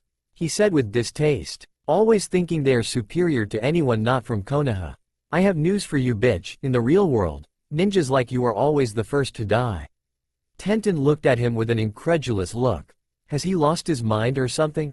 I just explained to him what we were doing here and now he's telling me about his fucking life story. What the fuck? Naruto on the other hand, couldn't stop the snort escaping from his mouth. I wonder who the arrogant one here really is.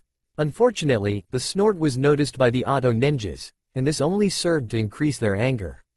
Zaku moved his hand to retrieve some spare kunais when Dosu finally recognized Naruto. I knew I had seen you somewhere. You must be the Namikaze everyone in the elemental countries is talking about.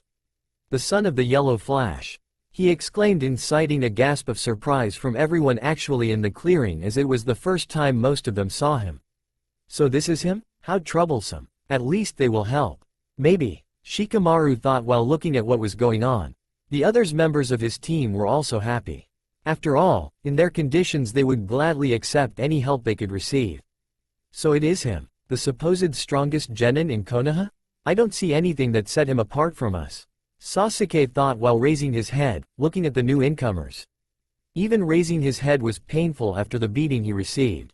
But he was an Uchiha, he would do anything to keep his pride intact. Naruto sighed at what Dosu said. And what if I am? Were the first words everyone heard from him. Dosu and Zaku couldn't help the smirk that appeared on their faces. An even more interesting target than the Uchiha. Imagine the fame we'll get if we took out the last Namikaze. This will show Orochimaru not to underestimate us.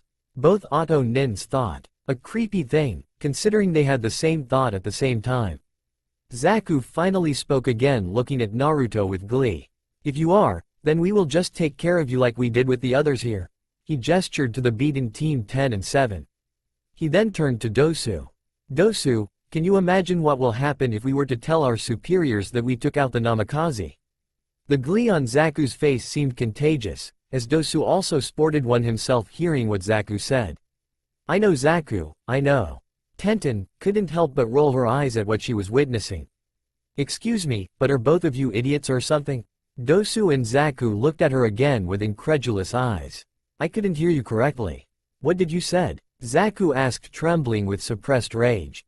Tenten, as if she didn't notice the rage in his eyes, kept going. You heard me right. You take me for a recorder or something? She put her hands on her waist as if to make a point. You don't pay me for repeating what your retarded mind cannot understand, do you? Dosu and Zaku were now shaking in rage, unable to contain their emotions anymore. Unfortunately for them, it seems Tenten wasn't finished with them. And I don't even think that you could afford my services. Look at you. One has a medical tape covering the whole part of his face. Were you brought back to life by your parents or something? I could swear that you were a mommy from where I was standing looking at you. It was gradual, but even those in the clearing and around cracked a little smile at that. And if that wasn't enough, Zaku smiled a little too, which didn't go unnoticed by his teammate, who was quick to scold him. He pointed Zaku with his finger in anger. Don't you dare laugh at this.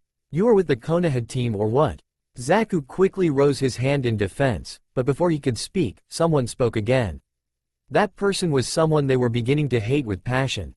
And that is not even talking about the other one standing there like a glorified pig with too much ego to notice his own failing. This time, it was Zaku who looked at her with murderous eyes. Which only seemed to make Tenten smile. What? Did I hurt your feelings? She rolled her eyes again. Sorry, I didn't know that behind this bad guy attitude of yours was hiding a little girl lacking love. The fact that she was saying all of this with a straight face made the others think that she was deadly serious and thought everything she said was the truth. The ones on the receiving end of her comments, on the other hand, didn't seem very happy at all and were ready to charge her with everything they had. Meanwhile, Naruto sighed, already knowing that Tenten would react like this. Very few knew this, but she liked to berate others using words, either by being sarcastic or by pointing out the truth they hid from. Understandable, as she grew up with other children who were physically stronger than her, until she began her ninja training, that is. He turned around, showing his back to Dosu and Zaku, looking at Lee intensely. After a moment he opened his mouth. How long are you going to play dead? The voice was soft, maybe even too soft. There was nothing, no emotions behind those words. He was just stating a fact, an undeniable truth. Everyone looked at him surprised. They couldn't see with whom he was talking to after all. The only one on his line of sight was Lee and Sakura, who were unconscious. Still on the ground, The one Naruto was speaking to couldn't help but let out a frustrated growl. How does he knows? Sighing, he slowly rose to his feet, much to the surprise of the other observers. But who could blame them? They all thought Lee was unconscious until now. Lee couldn't help but point accusingly at Naruto with his finger. How the hell did you know I was faking? He yelled. Naruto just as calmly as before answered with a straight face. You were faking? I honestly thought you were just too lazy to wake up. He passed his hand on his hairs. My bad then. Before turning around to look at Tenten, Lee behind him looked like a dog that just lost his candy. That's it? You won't even explain to me how you knew? Naruto didn't even react to his grumbles, much to Lee's disappointment. Tenten, let's get out of here. I am tired of being in this forest. Tenten nodded, before turning back, not even glancing at those in the clearing who sported an incredulous look on their faces. Some shocked by the fact that they wouldn't receive any help, others by the dismissive way with which Team 9 treated them. Lee and Tenten were in front of Naruto as they were going towards their objective, the tower. When someone in the clearing once again interrupted them. You three are really getting on my nerves. You come here, treat us like crap and think we will just let you go like that? An angered Dosu said. The visible parts of his face were red in anger. Still walking, Naruto didn't even face them when he answered. Like my teammate said earlier, you really are quite stupid. What? I dare you to repeat it to my face, bastard, Zaku yelled incensed. And you will do what? Beat me with your only working hand? Naruto said carelessly. Look at you. One of you only have one unusable hand, another is on the ground bleeding to death if not already dead. Not counting the fact that all of you are tired from all the fighting you did.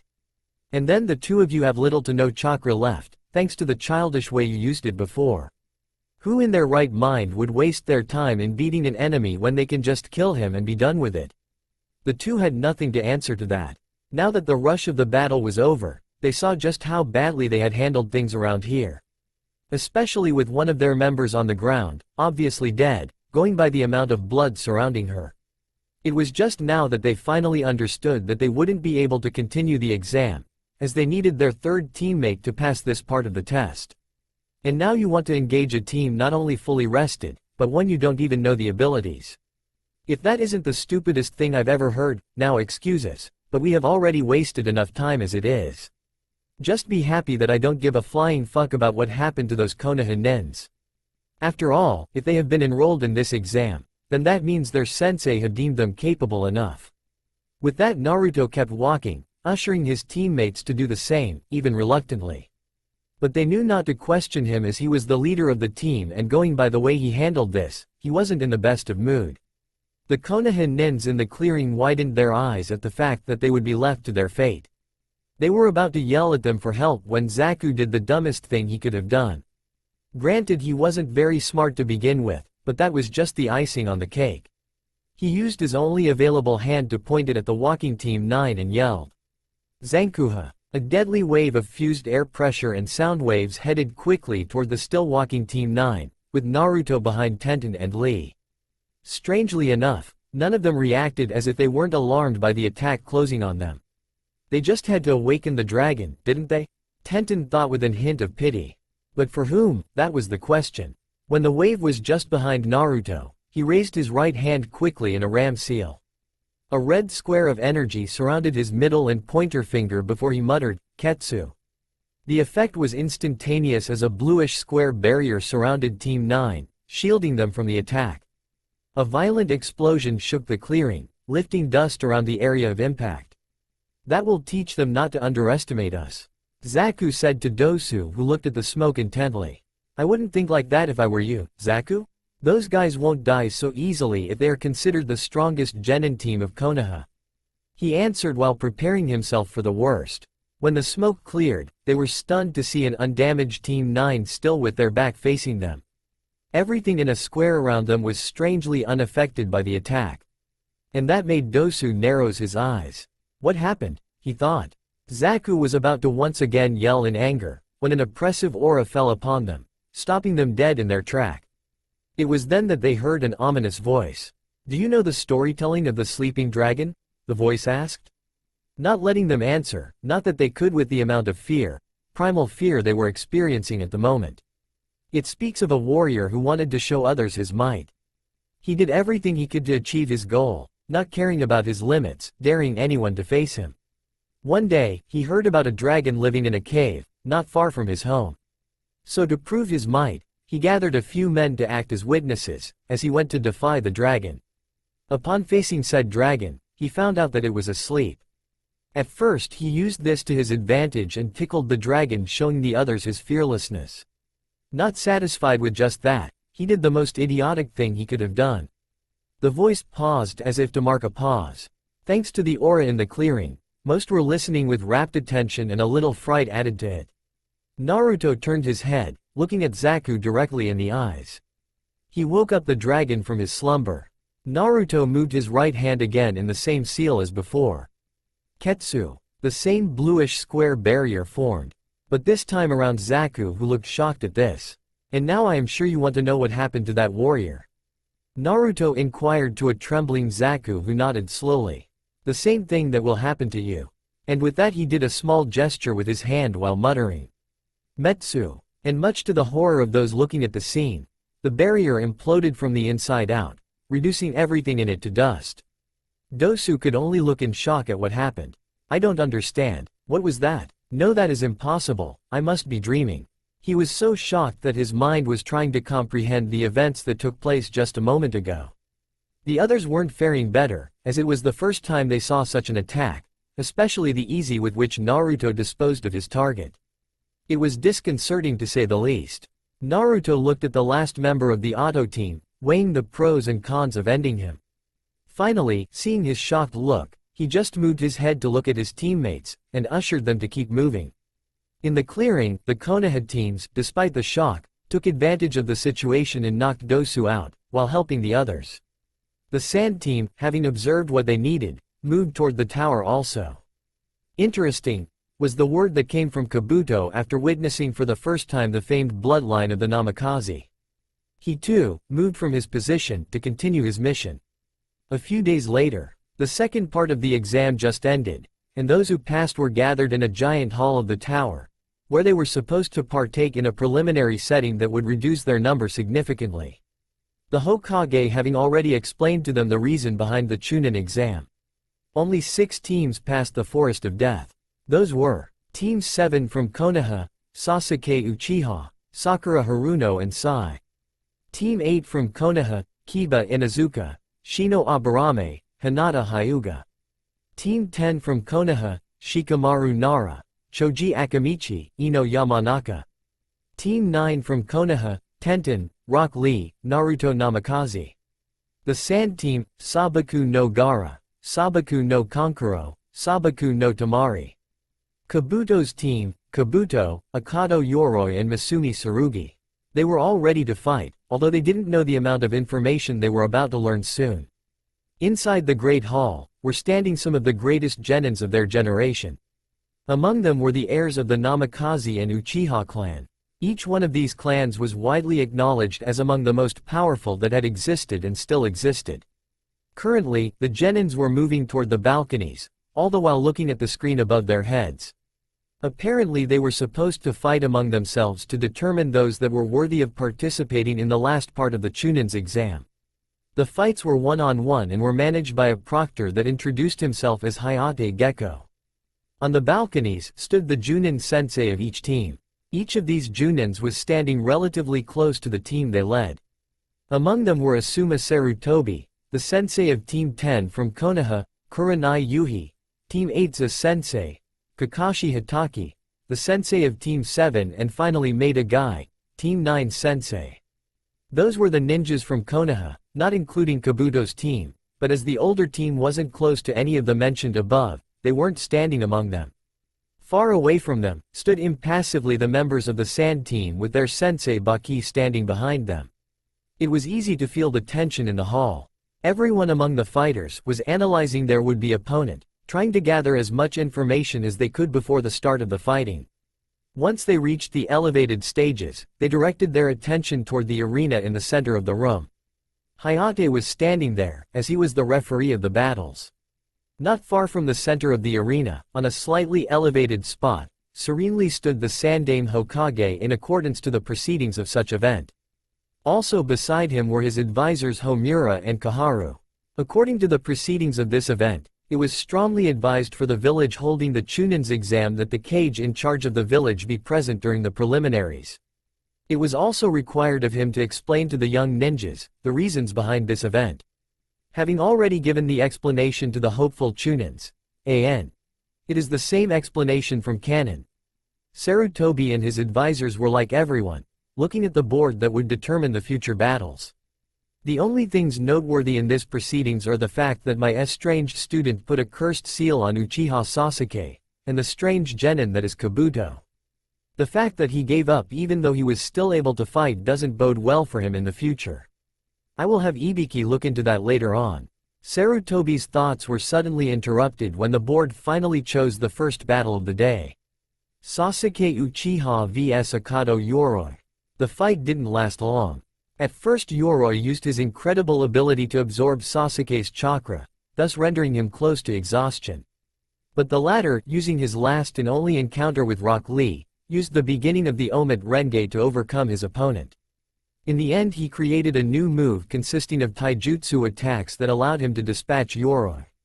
This fight didn't leave him unscathed though, as the cursed seal he received in the Forest of Death, courtesy of Orochimaru, chooses the time he was using his new combo to activate itself. But he did something that surprised those who knew of the cursed seal. He overcame it completely. This in turn allowed him to finish his combo, thus winning his fight. On the balcony, Lee was looking at Sasuke in disbelief and a little bit of frustration. Something that didn't go unnoticed by Naruto, who was leaning on the wall with his arms crossed on his chest. I see that the Uchiha used the technique you graciously showed him during your spar. Lee turned to look at Naruto with a carefully controlled anger but said nothing, knowing that he didn't have anything to say and only had himself to blame.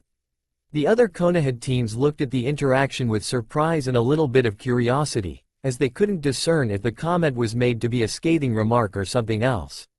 But seeing that none of the two elaborated further, they turned their eyes back on board waiting for it to draw the new fighters. Said board flew through several names before stopping for two, thus announcing the next fight. Ino Yamanaka vs Sakura Haruno. Unlike the first battle, which was interesting and had lot of suspense, this one was nothing short of disappointing. It wasn't a battle, more like a catfight. Most of those in the room couldn't help but look at the display in disgust, while the Konoha ninjas were looking at it in shame. In the end, the result of the fight was a draw, thus stopping the two girls from advancing further in this exam. To the happiness of the Sandaime, as he certainly didn't want to show this kind of ninjas to the future clients that will be attending the finals.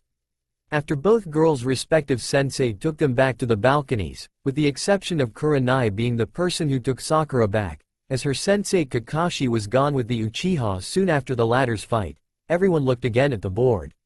A few seconds later, the board stopped on two names. Two names that were well known in this proceeding. One for being the child of the Kage, while the other was a member of the supposed strongest genin team of Konoha. Tenten vs Sabaku no Tamari. The room became silent, as the tension rose. Tenten, who was closely standing by Naruto, stole a glance at her teammate leaning on the wall with his eyes closed. Seeing him not looking back, she sighed before jumping down the balcony to the arena. Upon setting foot on the ground, she looked up just in time to see her opponent glide towards her, using her fan as a makeshift glider. It wasn't long before Tamari stopped herself in front of Tenten, with the proctor standing in the middle. Hayate looked at the two before raising his hand. "Are you both ready?" The two girls nodded simply. "Well then, the battle between Sabaku no Tamari and Tenten." He paused a little, eyeing the two. "Now begins." Once Hayate lowered his hand, he jumped backwards to give the two fighters some space. Surprisingly enough, they stayed rooted on their position, eyeing each other. The first to break the silence was Tamari. "So you are a member of the supposed strongest genin team of Konoha?" she asked. "Konoha's standard seems to be at an all-time low, I see." She finished smirking. Tenten listened her every words, barely stopping herself from charging head first at Tamari to make her eat her words. Fortunately she had more control over herself and instead tightly clenched her fists. This didn't go unnoticed by Tamari, who kept going. "I mean, look at you. You look more like deadweight than anything else. There is nothing special about you. Why would a ninja village like Konoha label you as a strong genin? To me, it's more like they made up the whole strongest genin team of Konoha, just to boost their reputation? If she were to look around, Tamari would have noticed the murderous look given by the Konoha ninjas the more she talked.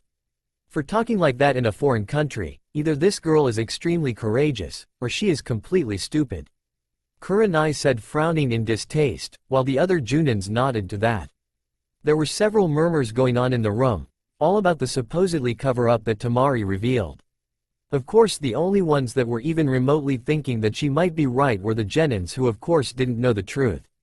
This was making the Konoha Junin smile.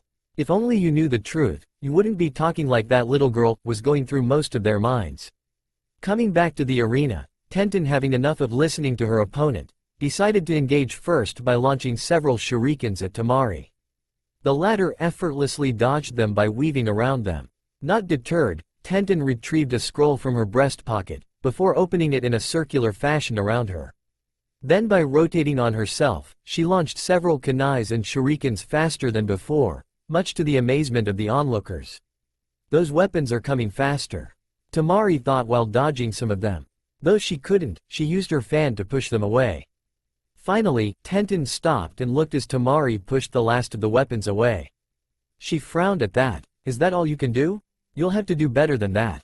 I am not like you Konoha genins. The amusement was clear in Tamari's voice. One piece of advice though, upon this fan is draw 3 moons. I doubt that you will make me show you all of them, but in case it were to happen. She stopped and looked at Tenten with a piercing gaze. It will be over for you. Tenten just scowled at that, not even bothering to acknowledge what she said, before she ran toward Tamari with more than average speed. Let's see how you fare in taijutsu then.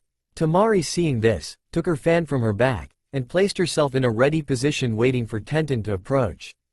It wasn't long before the latter was upon her and delivered several punches and kicks that were blocked by the fan. She was using the longer reach of her weapon as an advantage. But unfortunately, Tenten had made a guy as sensei, so it was obvious that she'd be good in taijutsu. That was proved true, when she feinted a punch, forcing Tamari to try to block it with her fan. But instead, Tenten dropped on the floor, and tried a sweep kick. Fortunately, Tamari saw this, and jumped over it. But she forgot that by doing so she would lose her ability to move freely as she was in midair. Which Tenten used by taking a kunai from her pocket and launched it at Tamari, who was forced to put her fan directly in front of her. But it covered her view of Tenten, and when she removed the fan, she lost sight of her opponent. Where is she? Tamari looked around, trying to find her target. Here, she heard above her and looked up just in time to see Tenten's kick slam on her face, sending her crashing toward the wall, with blood flowing from her mouth. On the balconies, Asuma looked at Guy in amazement. I can see that she's one of your charge just by looking at this taijutsu, Guy. Guy answered by smiling widely, showing his white teeth for everyone to see. Once the dust was settled, the onlookers could see Tamari again, and she was looking at Tenten with murder in her eyes. Tenten, seeing the look, smirked, before she ran again toward Tamari. But unlike before, Tamari opened her fan, showing the first moon, and swung it toward her opponent. A gust of wind was formed and forced Tenten to cover her face until the gust was gone. When Tenten looked again at Tamari's last position, she found nothing. She then looked around, before looking at the ceiling, just in time to see Tamari gliding on her fan, above her. She was about to launch another batch of shurikens, when Tamari disengaged from her fan, and instead swung it again at close range. This time, 2 moons were visible and the difference was immediate. A whirlwind was formed and slammed on Tenten violently, creating a layer of dust around the impact. Tamari used this time to land on the arena again, waiting for the dust to settle. A few moments later, everyone could see again and were surprised by what they saw. Because at the center of the impact, Tenten stood, looking at Tamari. But what surprised them was the amount of small cuts that were on her body. She looked at Tamari with narrowed eyes. This is unsuspected. I would never have expected to fight someone that could so easily counter all of my attacks. She can block most of my long-range attacks. The only advantage I have is in taijutsu, but she won't fall for the same trick twice. She won't let me approach her again. What is it? Are you trying to find another way to attack me, now that everything else has failed? Taunted Tamari, but frowned when Tenten didn't rise to the bait. My only chance is to use that attack. But I wanted to keep it for the finals. She sighed in frustration. Not that I have a choice. It is that or I won't even be in the finals. Suddenly, to the surprise of Temari, she used the blood on her body and put it on the center of her outfit before going through a few hand seals. In a puff of smoke, 2 scrolls appeared. She took them, before launching them toward the ceiling while they were opening themselves. Looking at it, you would mistake it to 2 dragons rising to the sky. I wanted to keep this attack for the finals, but it seems like I don't have a choice, do I? Tenten said before jumping at the middle of the unfurling scroll while yelling. Twin rising dragon. Temari eyed her with apprehension, trying to understand what she was doing. Then a barrage of weapons of all kind was launched at her quite violently. There were so many weapons that it was like there was a gray cloud above her. Thinking quickly, she opened her fan, still at 2 moons, before sending a violent gust of wind, which scattered all the weapons away from her, stunning Tenten as she touched ground. But not wanting to stop there, Tenten jumped toward the ceiling again, and moved her hands in an intricate pattern causing all the weapons scattered on the ground to rose again, before she launched them at Temari who sighed. No matter what you do, it won't change a thing. Before she sent another gust of wind like before, this time, also sending Tenten crashing on the ground. Seeing Tenten about to get up again, she scowled in frustration. Then she opened her fan completely, showing the 3 moons at her opponent who widened her eyes. This is the end, Temari said. Ninpo, Kamaitaichi. A whirlwind of wind was launched at Tenten much to the horror of Guy and Lee. Tenten, Lee yelled. The whirlwind was so strong that it launched Tenten in the sky and surrounded her. Inside it, Tenten was being cut badly by the small blades of wind. She was close to losing consciousness. Is this it? In less than a week, I have lost 2 times. After the ordeal with Orochimaru I thought I wouldn't lose to another genin except maybe my teammates, but was I arrogant? Despite the force of the wind, she was still able to steal a look at Naruto who had his eyes closed. Was it enough to convince you? Does this show you how far I'm willing to go to improve? She thought desperately. As if to answer her questions, Naruto opened his eyes and looked at her directly in the eyes. He did a single movement that answered her questions and allowed her to fall to the blissful darkness while remembering what Naruto did. He nodded with his head. Time speeded back to normal, and everyone saw the unconscious form of Tenten falling rapidly to the ground. But as if it wasn't enough, Temari put herself under Tenten and positioned her fan in such way that her opponent would fall on it and possibly break her back. She smirked at what she was about to do and just like before time slowed. Tenten was falling almost at a snail pace toward her doom, when something happened that shocked everyone in the room. A blue see-through cube formed between Temari's fan and Tenten. The cube allowed Tenten to land softly as it was very pliable.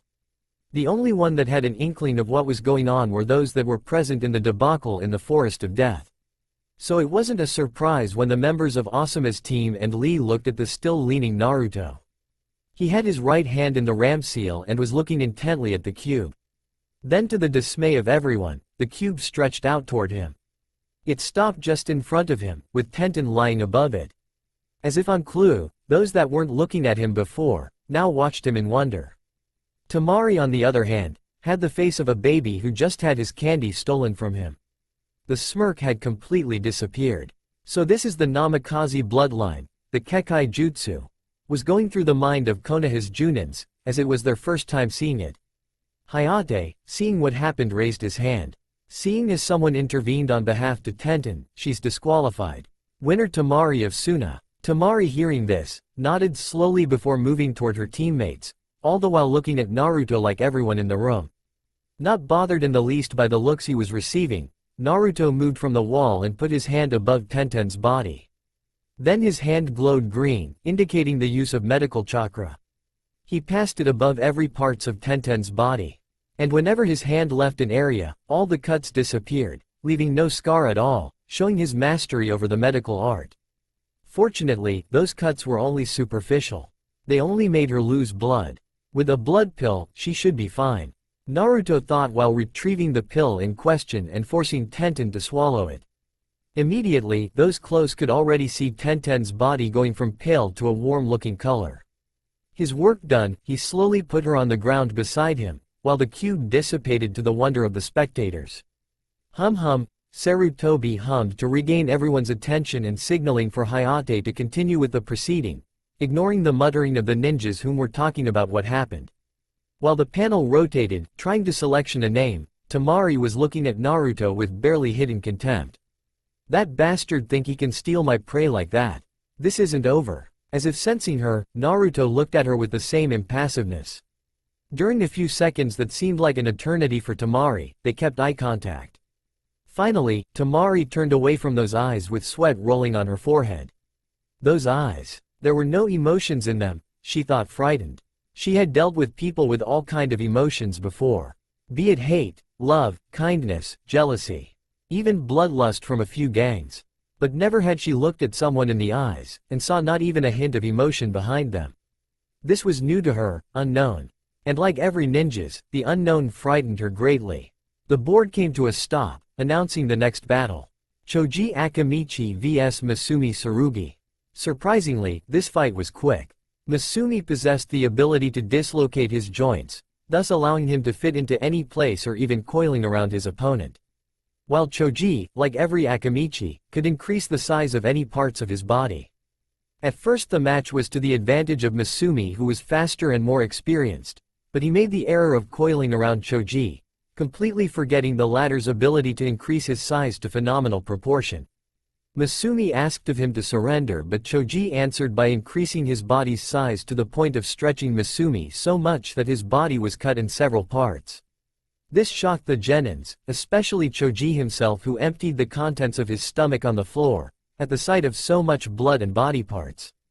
Hayate declared Choji the winner of the match. With a quick use of Doden Jutsu, the gore and vomit was pulled underground, allowing the next fighter to go ahead without a mess to worry about. The board shuffled the remaining names before stopping at 2. Kiba Inuzuka vs Sai. This battle was rather interesting as Kiba, with the help of his companion Akamaru, fought against Sai. At first they were evenly matched, to the surprise of everyone, as Kiba was very fast and powerful in taijutsu. So they were surprised when Sai could keep up with not only Kiba but his dog as well. Kiba, fed up, used his Inuzuka's attributes by slamming a smoke grenade on the ground, thereby impairing Sai movements, as he couldn't see anymore. And quickly took the advantage, allowing him to deliver several strong hits to Sai. Finally, the latter chooses to withdraw from the battle, as he couldn't get out of the smokescreen, thanks to Akamaru waiting for him outside and tracking his movements. Kiba was thus declared the winner. Sarutobi, unlike most of the ninjas inside the room, wasn't fooled though. He was looking at Sai with narrowed eyes. His hand went several times for a sword that wasn't there on his hips. The fact that he was also pulling his punch every time he hit Kiba is another giveaway. He is part of Root obviously. But to think that Danzo would be able to train a child this young to the point of having the reflexes of an Anbu-level ninja. Maybe we are underestimating Danzo's faction too much, he thought while narrowing his eyes and stealing a glance at Naruto, who had returned to his impassive state and was leaning on the wall. In the room, everyone turned again to look at the board, waiting excitedly for the next battle. They weren't disappointed when the board chose 2 genins that were arguably among the most powerful in this exam. Sabaku no Gaara vs Rock Lee. Yosh, finally it is my turn. Lee yelled while pumping a hand to the sky, displaying his joy at finally being able to fight. Across him, his sensei was the same, much to the horror of the witness. My youthful student will finally display the power of youth. Guy, sensei, I won't disappoint you. Lee, kun, Guy, sensei, Lee, kun. The duo was comically yelling at the top of their lungs, while hugging each other. Strangely enough, a sunset appeared right behind them, scarring for life those looking at the display. Meanwhile, Gaara simply shunshin-ed to the arena in a violent gust of sand. He appeared with his arms crossed above his chest, waiting patiently for his opponent. He didn't have to wait for long as Lee jumped above the rail of the balcony and smoothly landed on the arena, and immediately put himself in front of his opponent. Suddenly, Lee's hand rose and caught something in his hand. He opened it and from it, fell what looked like a cap made of hardened sand. He then looked at Gaara with a serious look unlike before. You shouldn't be so quick to attack. The fight hasn't even started yet. Gaara just kept looking at him, not acknowledging what was being said, only looking at him with hunger in his eyes. On the balcony, murmurs were heard as the spectators speculated on the outcome of the fight.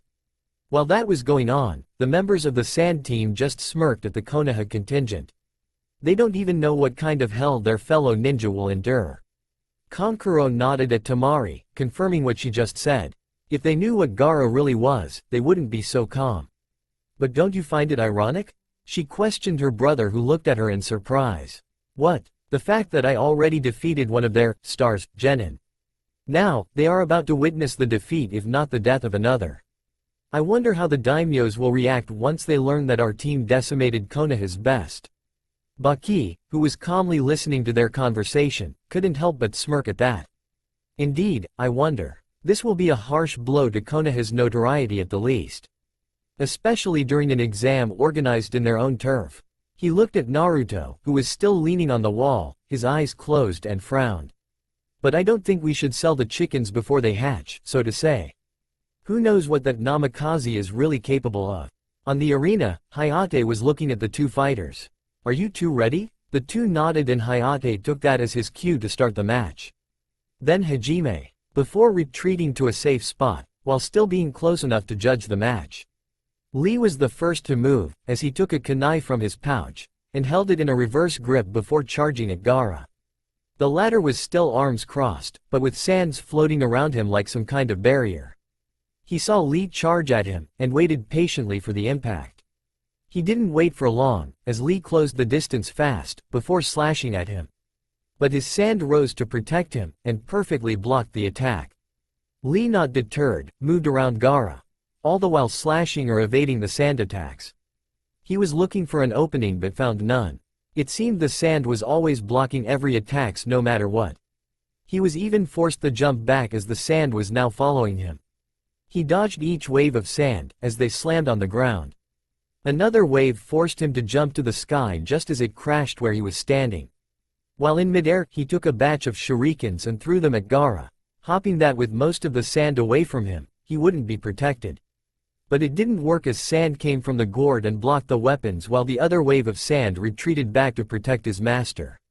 Nonetheless, he used that reprieve to run behind Gaara, hoping to use a blind spot. Konoha Senpu, Lee yelled as he did a rotating kick just behind Gaara.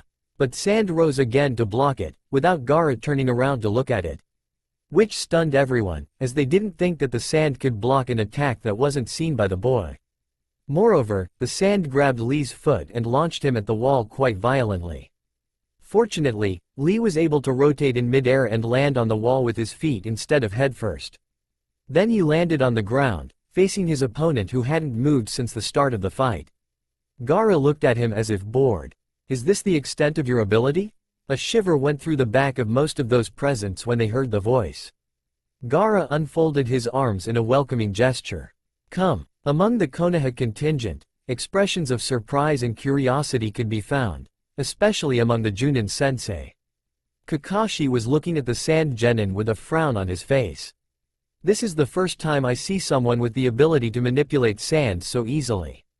Indeed, such ability will be very difficult to bypass, especially while using only taijutsu, Asuma said while smoking a cigarette.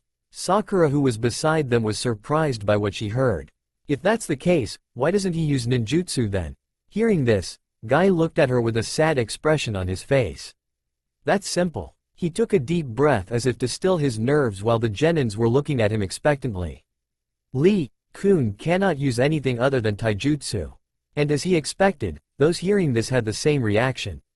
What? Guy took another deep breath.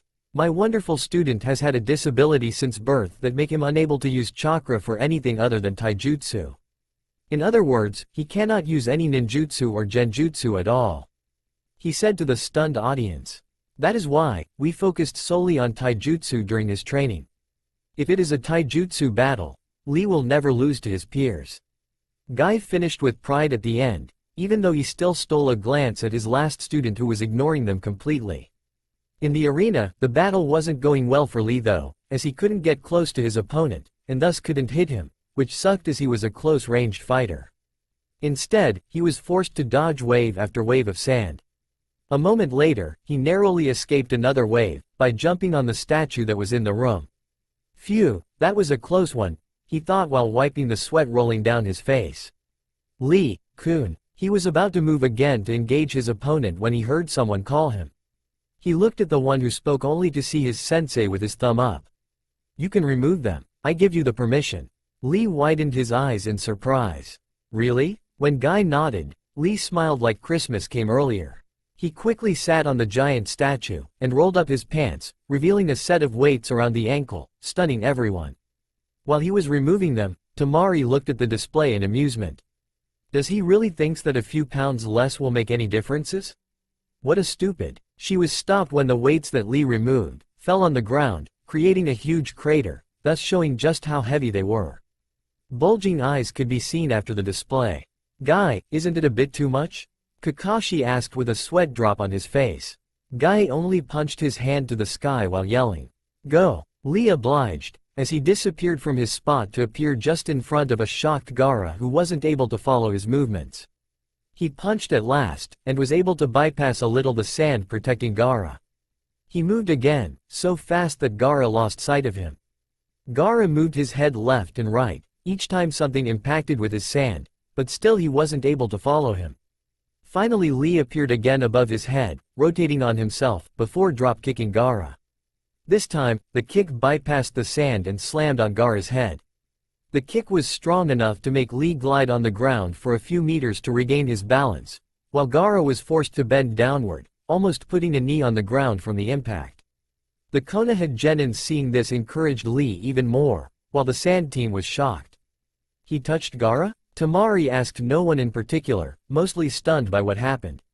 After all, no one in Suna had ever been able to bypass the sand guard, so it was natural for them to be so shocked. Kakashi looked at Lee in wonder. He is really fast. You really surpassed yourself with this one, didn't you? Guy just smirked. Of course. I trained him myself. When I took him, I knew that he would need something of a trump card to be able to compete with the ninja out there, as he lacked the ability to use jutsus. Fortunately I was inspired by our most powerful and youthful Hokage to date, the Yondaime Hokage. This grabbed the attention of the entire Konoha contingent. Even Naruto focused on Guy once the latter said this. After all, the Yondaime, even though he was a ninjutsu master, rarely used them. Why? Simply because he was too fast for anyone to even touch him. Now, even the sand team was listening despite the fight going on in the arena. At first I thought like several ninjas that Yondaime's speed was solely due to the jutsu that got him the flee on sight rank, the Hiraishin no Jutsu. Baki shuddered at that, still having nightmare of that jutsu, being one of the few that witnessed it. But I was proved wrong when one time, I saw him literally destroy a squad of Junins, only using his natural speed. He moved so fast that it was over way before any of them had the time to even launch a jutsu. That is just how fast he was. So I concluded that if Lee could reach such speed, he wouldn't have to worry about not being able to use ninjutsu, as he would be able to outrun any ninjutsu attacks or even stop them before they were launched. That is why I made him wear weights like myself. Guy finished smugly, much to the awe of the Genins. They all turned back to look at the fight, just in time to see Lee bypass the sand again, and land a strong punch on Gaara's face, sending him skidding across the room. Lee stopped to look at his handiwork while Gaara stood slowly from his position. Cracks appeared on his face and sand fell from it, showing that he had another layer of sand protecting him. Then to the shock of everyone, he pulled the sand from the ground and made it stick perfectly all over his body, in such a way that it was like a second skin. Lee looking at this with widened eyes. Earlier I could reach him because I was fast enough to bypass his defenses, but now, no matter how fast I am, I won't be able to land a hit without destroying his armor. Only one thing against that. Renge. So, he unfastened the bandages that covered his forearms until they were hanging in the air. He put his hands across his face in a guarding position. Get ready, he said before charging at his target with a speed even greater than before, as he had opened the first gate of chakra. Then he began running circle around Gaara who was looking at him as if bored. Come, as you wish. Lee answered before appearing under Gaara and kicking his chin, enough to push him above ground, but not enough for Lee to continue his move. The sand must have rendered him too heavy for my kick to properly push him higher. He thought, before following the first attack with a flurry of kick while the two were ascending the air. On the sidelines, Kakashi was looking at the combo with appreciation. Good attacks. While Guy was praying for the attack to work, as he knew that even opening the first gate was damaging for the body. Once they were high enough, Lee stopped and surrounded Gaara with the bandages he removed from his hand earlier. Gaara looked now like a mummy. Then he held firmly on Gaara before spinning like a top, while falling to the ground headfirst. Omet Renge, Lee yelled as he touched the ground in an explosive manner, lifting smoke everywhere. The smoke cleared to show the form of Gaara lying on the crater with his eyes closed. Guy cheered at that, happy for his student. But it didn't last as the Gaara on the ground collapsed on itself, showing that it was just a shell of hardened sand, shocking Lee, who was kneeling beside the crater and was exhausted to say the least. Fuck, when did he substitute himself? He thought in frustration just as a wave of sand crashed on him, sending him flying to the wall. Lee, Guy yelled. He was stunned that Gaara survived the attack, and even that he didn't saw the latter substitute himself. When did he? When you closed your eyes, praying. Lee diverted his eyes just for a moment because of the pain he was in, but it was enough for Gaara to act. Kakashi said beside him. The spectators were looking as Gaara, who was launching Lee against every wall of the room. And he wasn't showing sign of stopping yet. Lee was doing his best to dodge, but he was still too tired to react. Naruto was looking at the fight with keen interest ever since Guy talked about having Lee emulate his late father and couldn't help but be disappointed so far. How can he even hope for Lee to reach Yondaimi's speed, if he himself doesn't even understand the speed of my father? It wasn't only because my father was fast that he was able to dispatch his opponents so easily after all. First you must know how and when to use such speed for it to be effective. But from what I have seen as of yet, Lee always moves at his top speed, which means constant speed. This makes him easily predictable. In the arena, Lee was slowly regaining his strength, as he was now able to dodge a few of the waves. Second was maybe the most important thing about my father. Not only was he fast, but he also had an acceleration and deceleration to match it. He could increase or decrease his speed so fast that he could go from genin speed to his max speed almost instantly. Unlike Lee, who need a few seconds for it. And there is the fact that Lee cannot seem to be able to reduce his speed quickly. That is why he is using strict kata since he removed his weights, and is forced to make wide circle around Gaara to control his speed. And finally, Yondaimi had the ability to change direction instantly despite his speed, thanks to his ability to reduce and increase his speed at will. Something that is invaluable to fight multiple opponents at once or dodge a trap. Finally, Lee was dodging every wave of sands like in the beginning, much to Guy's joy, who was talking to Sakura again. Like I said, a lotus blooms twice. He said, confident on the victory of his student. He was interrupted by a voice that wasn't heard since the start of the preliminaries, and what it said shocked him. Pathetic. Hearing this, the Junins and Genins turned to look at the person who said that, only to be surprised to see Naruto looking at the fight with his eyes finally opened. Guy was about to ask what Naruto means by that when the mysterious Genin spoke again. Is this the extent of the power of the Ichibi Jinchuriki? Naruto frowned, not even acknowledging the look of shock from the Junins and the sand team. Not being able to do anything other than moving his sand around. Does he really think that his defenses will hold against skilled ninjutsu users? In the arena, Lee was once again reaching deep inside to release the chakra gates, this time in an effort to finish the fight completely. Naruto, seeing this, shook his head in disdain. And to think that Lee would be so stupid as to not realize that the armor of sand consumes so much chakra that by just waiting a few more instants, his opponent would have been forced to stop using it. What a waste of time. He finished while closing his eyes again. The whole room was looking at him. It was difficult to say if they were shocked because they didn't think about the amount of chakra the armor would consume, or because he just admitted that his teammate was stupid. But they didn't have time to think further on it, as Lee acted at that time. After opening 4 gates, he finally launched himself at Gaara. He was so fast that by simply moving, he displaced so much air, that a blast of wind pushed everything around him. Once he reached Gaara, he attacked him with a flurry of punches. It was so fast that Gaara looked like a punching ball, with Lee appearing everywhere. Gaara was about to crash, before punching him again. He was simply too fast for most to follow his movements. Finally, Lee wrapped his bandages around Gaara, before punching him violently toward the ground. As if it wasn't enough, he stopped Gaara with it, before falling down with a kick and a punch at the same time while yelling, "Ura Renge!" The attack was so strong that it lifted a huge amount of smoke and created a wide crater.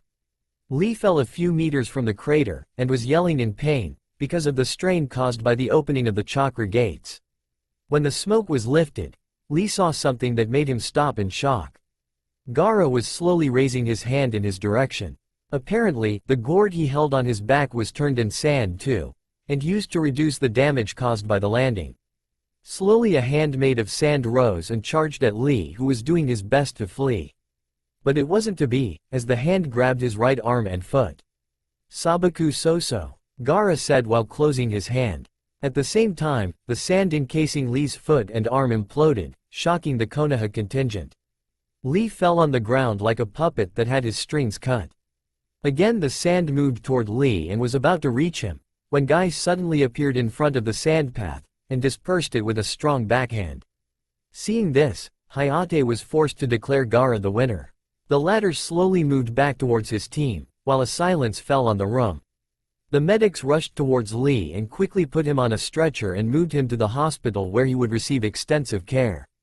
Naruto looked at all this with complete disdain. He was aware of the look the sand team was sending him. It was a look laced with surprise and smugness at the same time.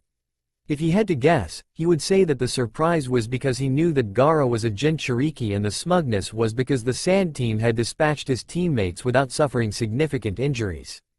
Only one left. Talk about the strongest genin team. Tamari said out loud while scoffing at the Konoha nins who heard her and were glaring at her for the comment. It wasn't long before Guy came back. He had talked with the medic and was relieved to learn that Lee's condition didn't seem to be as bad as he thought it would be. Somehow, Lee had been able to reduce the damage done by the last jutsu used by Gaara. He was proud and sad at the same time for his student, as even if he didn't win his battle, he gave his best. That was all right in his book. Naruto, looking at him coming back, couldn't help but sigh. "I know that you like Lee like a son, but you will be disappointed when you learn the truth about him. But that's not my place to tell you," he thought before looking at the shuffling board, as he knew he would soon fight. He tuned out Guy and Tenten, whom woke up just before the end of Lee's battle, as they were talking about Lee, in favor of observing said board. He wasn't the only one who looked at it in anticipation. Before long, the board stopped, defining the next fight. Hinata Hyuga vs Shikamaru Nara. While the fight wasn't as eventful as the one between Lee and Gaara, it was still pleasant to look at. Pleasant for whom? That is the question. After all, it was the genin who were risking their life in this tournament. Anyway, Hinata, while being extremely dangerous in close-range fighting, as she was a Hyuga, she wasn't able to win against Shikamaru, who used his shadow to bind his opponents.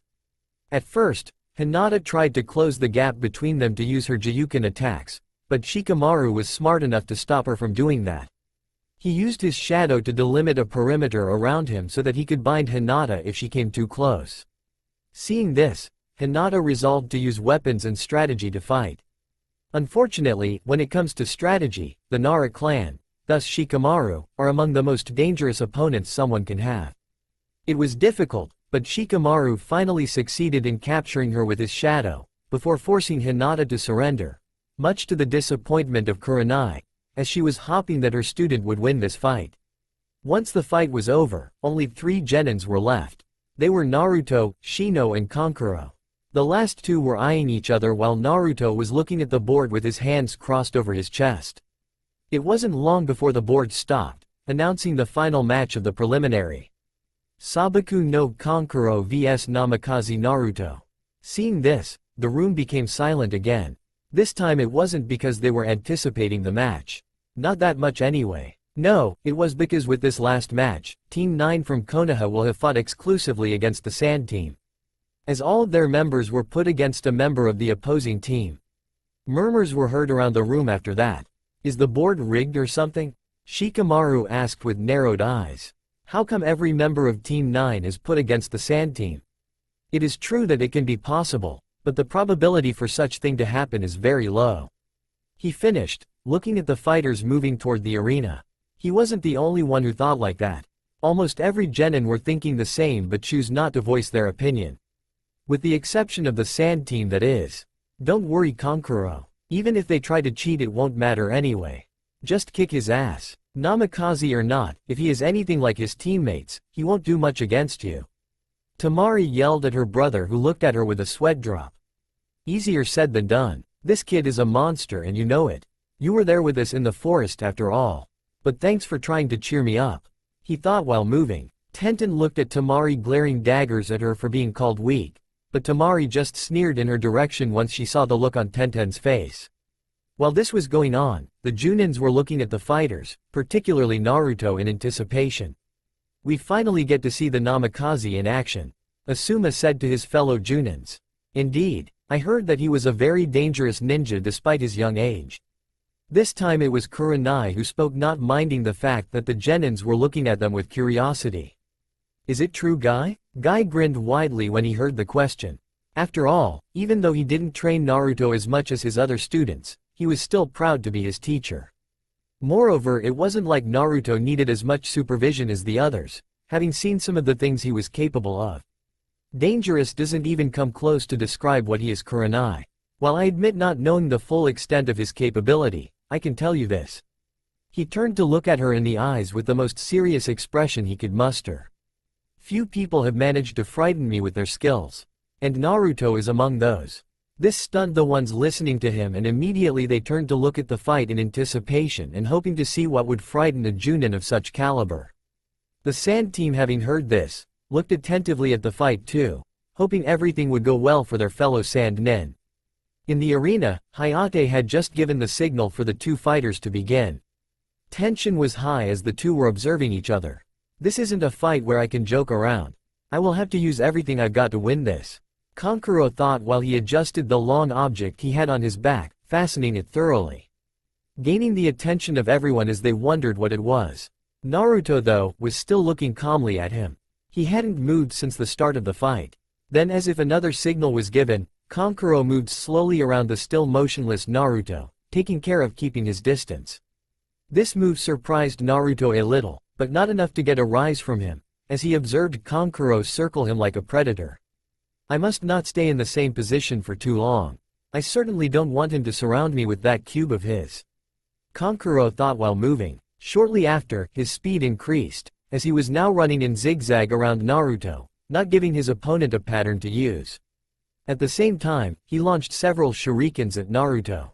This time, Naruto moved. But not by much, only enough to escape the weapons that soared harmlessly behind him.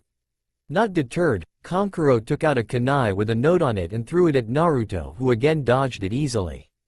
But instead of flying behind him like the previous shurikens, they exploded in a large puff of smoke, completely covering Naruto in a 10 meters radius. Using the smoke, Kankuro this time launched senbons that glistened too much to be normal. Inside the smoke, Naruto had used this opportunity to create an earth clone that got out of it at high speed and hid behind the giant statue representing a ninja with a ram seal. He then sensed the senbons coming at him, as he was familiar with this kind of weapons. Instead of dodging, he put his right hand in a ram seal, and a kekai surrounded him, blocking the weapons that fell on the ground harmlessly. Thanks to the cover, no one saw this, and he quickly dispelled it. Outside the smoke, Kankuro was looking at it anxiously, hoping that at least one of the weapons had touched his target, as a poison was imbibed in each of them. After a moment, the whole room sensed a spike of chakra, just before a wind spear rushed out of the smoke toward Kankuro. The latter jumped to his right, just in time to dodge it, as the spear kept going until it pierced the wall behind.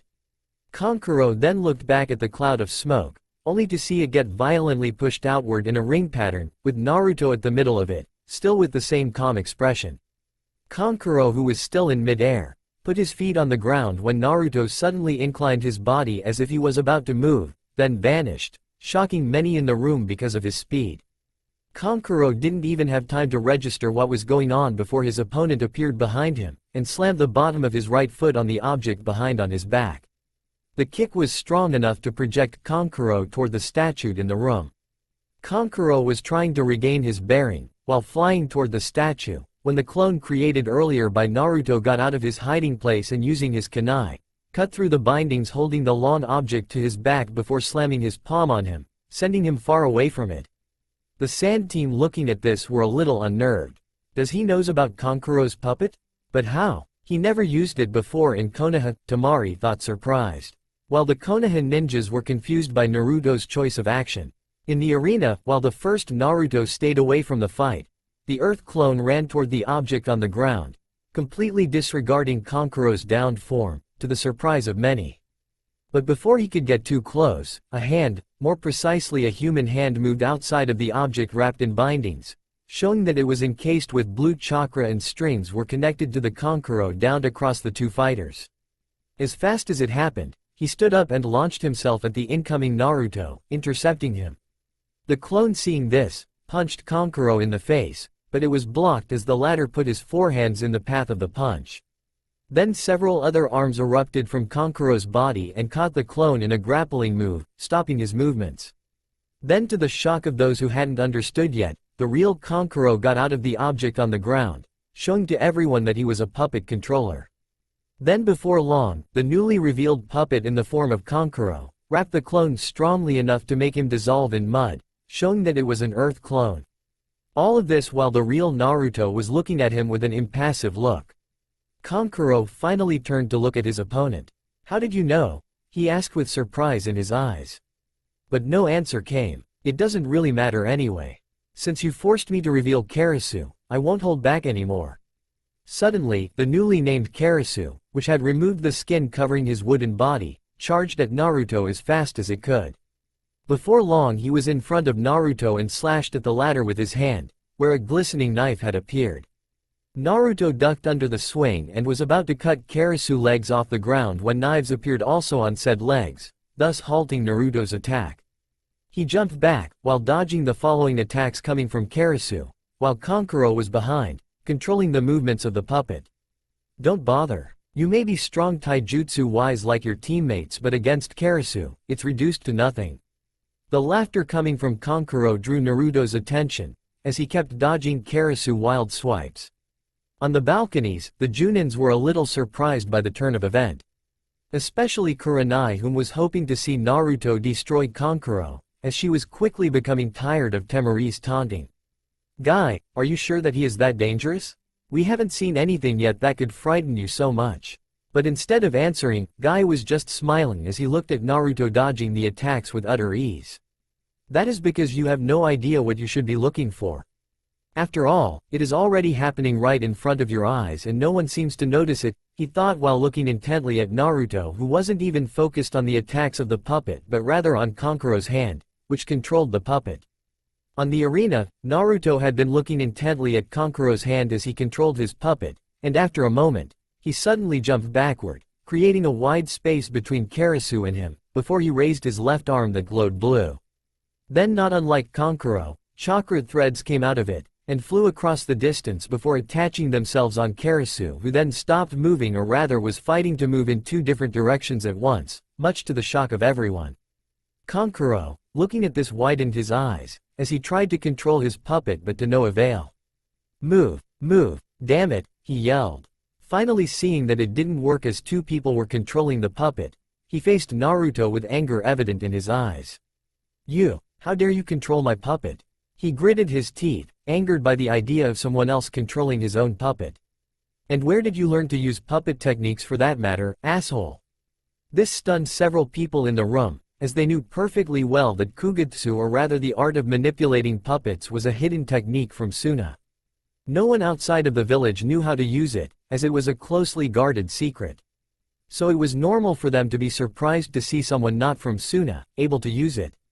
Naruto looked at Kankuro with his threads still connected to Karasu as they battled for the control of the puppet. Finally, for the first time since the battle started, he opened his mouth to speak. "I learned it from you," he said to the confusion of Kankuro.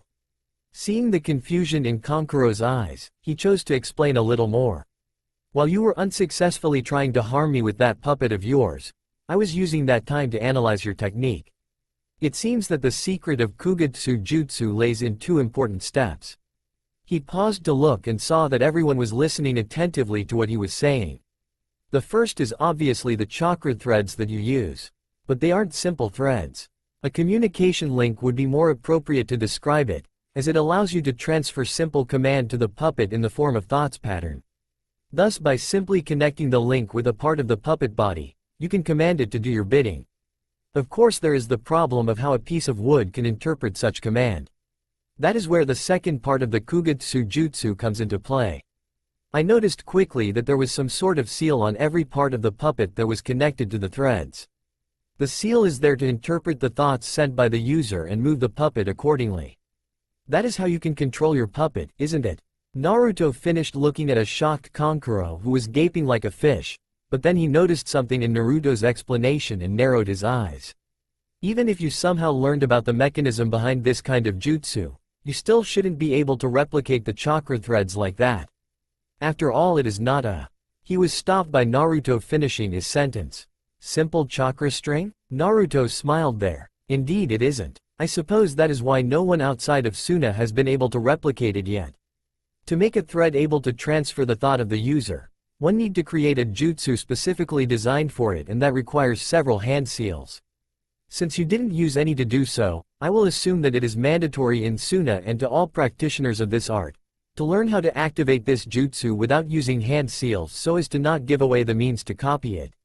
He said, further stunning Kankuro by his deductive ability. But against someone like me, it is meaningless. The moment I understood how the jutsu worked and his purpose, I was able to replicate it without too much difficulty. He finished to a silenced hall, as no one found it in himself to speak after what they learned. Guy, hearing this, smirked a little as he was already aware of this little fact. And like he predicted, one of the Junin looked at him for an answer. Said Junin didn't need to speak for Guy to understand what he wanted to know. Taking a deep breath, he spoke while still looking at the arena. In this world, there exists two kinds of ninjas. The normal one, able to reach normal standard after decade of training, and the abnormal ones often termed as prodigies, as they are able to reach untold level very quickly. But the truth is that even among the prodigies, there exist three kinds of ninja. The first type is the gifted. Those are merely the ones that progress far more quickly than the normal ninjas. If trained properly, those are the ones that rise through the rank at a fast pace. But even then, most of them can be termed as genius of hard work as they train more and are more dedicated than the normal ninja. Kakashi can be an example of this kind of ninja. Guy said as he looked pointedly at Kakashi, who nodded simply and waited for the next part of his explanation like everyone within hearing range. The second type can be called the prodigies. These ones, like the gifted, progress far more quickly than the normal ninjas. But unlike them, they usually have one or two fields where they are extremely gifted, to the point of understanding and mastering the field so easily that you would think that they have done it all their life. An example of this kind of ninja would be the Sannin, as each of them was very powerful in their chosen field. Again the Junin nodded as they knew that the Sannin were tremendously powerful when it comes to their chosen field, with Tsunade in the medical field, Jiraiya in the Fuinjutsu field, and Orochimaru in the ninjutsu field. Finally, the last category, the geniuses. There is maybe only one genius for each generation, as they simply are unlike any ninjas in every sense of the term. They are the kind of ninja that simply understand every field existing as easily as a prodigy. Ninjutsu, genjutsu, taijutsu, you name it, and they will understand it to such an extent that you would find it absurd. I told you all of this because you first needed to understand clearly the difference between them, for you to perfectly understand just why I was frightened by Naruto's skills. And if you haven't made the connection yet, then it is simple. Naruto belongs to the geniuses category. He finished, shocking the whole room to silence as they were digesting what had been said and coming to term with it. After all, they have just learned that there existed someone that could potentially master every ninja abilities, except those needing bloodlines, that existed out there. And they had already witnessed said person put into action his ability by replicating a hidden jutsu like nothing. In the arena, Kankuro was trying with all his might to get back his control over Karasu, but the more this struggle was going on, the more he realized that it was him that was losing ground. He chanced a glance at Naruto and widened his eyes when he saw the latter with his right hand in the ram seal. A memory appeared at the front of his mind where he saw Naruto use the same seal to create a kekai that surrounded his target. Knowing what was surely going to happen, he jumped to his left, hoping to dodge whatever attack was sure to come. But nothing happened, surprising him. Kankuro looked back at Naruto, only to see him in the same position with threads coming from his left hand. It was then that he noticed that by trying to dodge whatever imaginary attack, he relinquished control of his puppet. Oh shit, he thought before his eyes widened as he saw his puppet charge towards him. The situation was now reversed as Kankuro was weaving around the attack of his own puppet. He was ducking or sidestepping several blows that would have gravely damaged him. After a while, he used chakra threads to reconnect with his puppet like Naruto had done before, but Naruto saw this, and quickly moved the puppet out of the way before using one of the hidden weapons of Karasu. The puppet's palm opened to show a launcher with senbons loaded in it. The senbons were fired at a wide-eyed Kankuro with such force that by the end of it, he looked like a porcupine. But at the surprise of many, Kankuro disappeared in a puff of smoke, being replaced by a chunk of earth, signaling his use of Kawarimi. At the same time, Kankuro charged at Naruto, having appeared behind him. Seeing this, Naruto moved the puppet back toward him, hoping to intercept his opponent. It wasn't long before Karasu was by Naruto's left and Kankuro was a few meters in front of Naruto. Then Kankuro smirked at that. "You think that I wouldn't take into account the possibility of someone stealing my puppet?" He yelled while moving through hand seals and stopping at the Taurus seal. "Activate," he said while jumping backwards and reveled in the fact that he saw the surprise and shock in Naruto's eyes just before the puppet violently exploded beside him. Guy looked at this in surprise, not expecting Naruto's opponent to be that pragmatic to the point of sacrificing what could be his best trump card like that. The spectators mirrored his expression too, not having expected this turn of event. While waiting for the dust to settle, Kankuro looked at it with a growing smirk. "This will make him regret underestimating me." Finally the smoke was lifted and he looked at the little crater that was formed, searching for his opponent's remains. The only thing left was the burned remains of Naruto's jacket. Kankuro seeing this searched the whole room for his opponent, all the while hoping that Naruto had at least sustained a grievous wound from the explosion.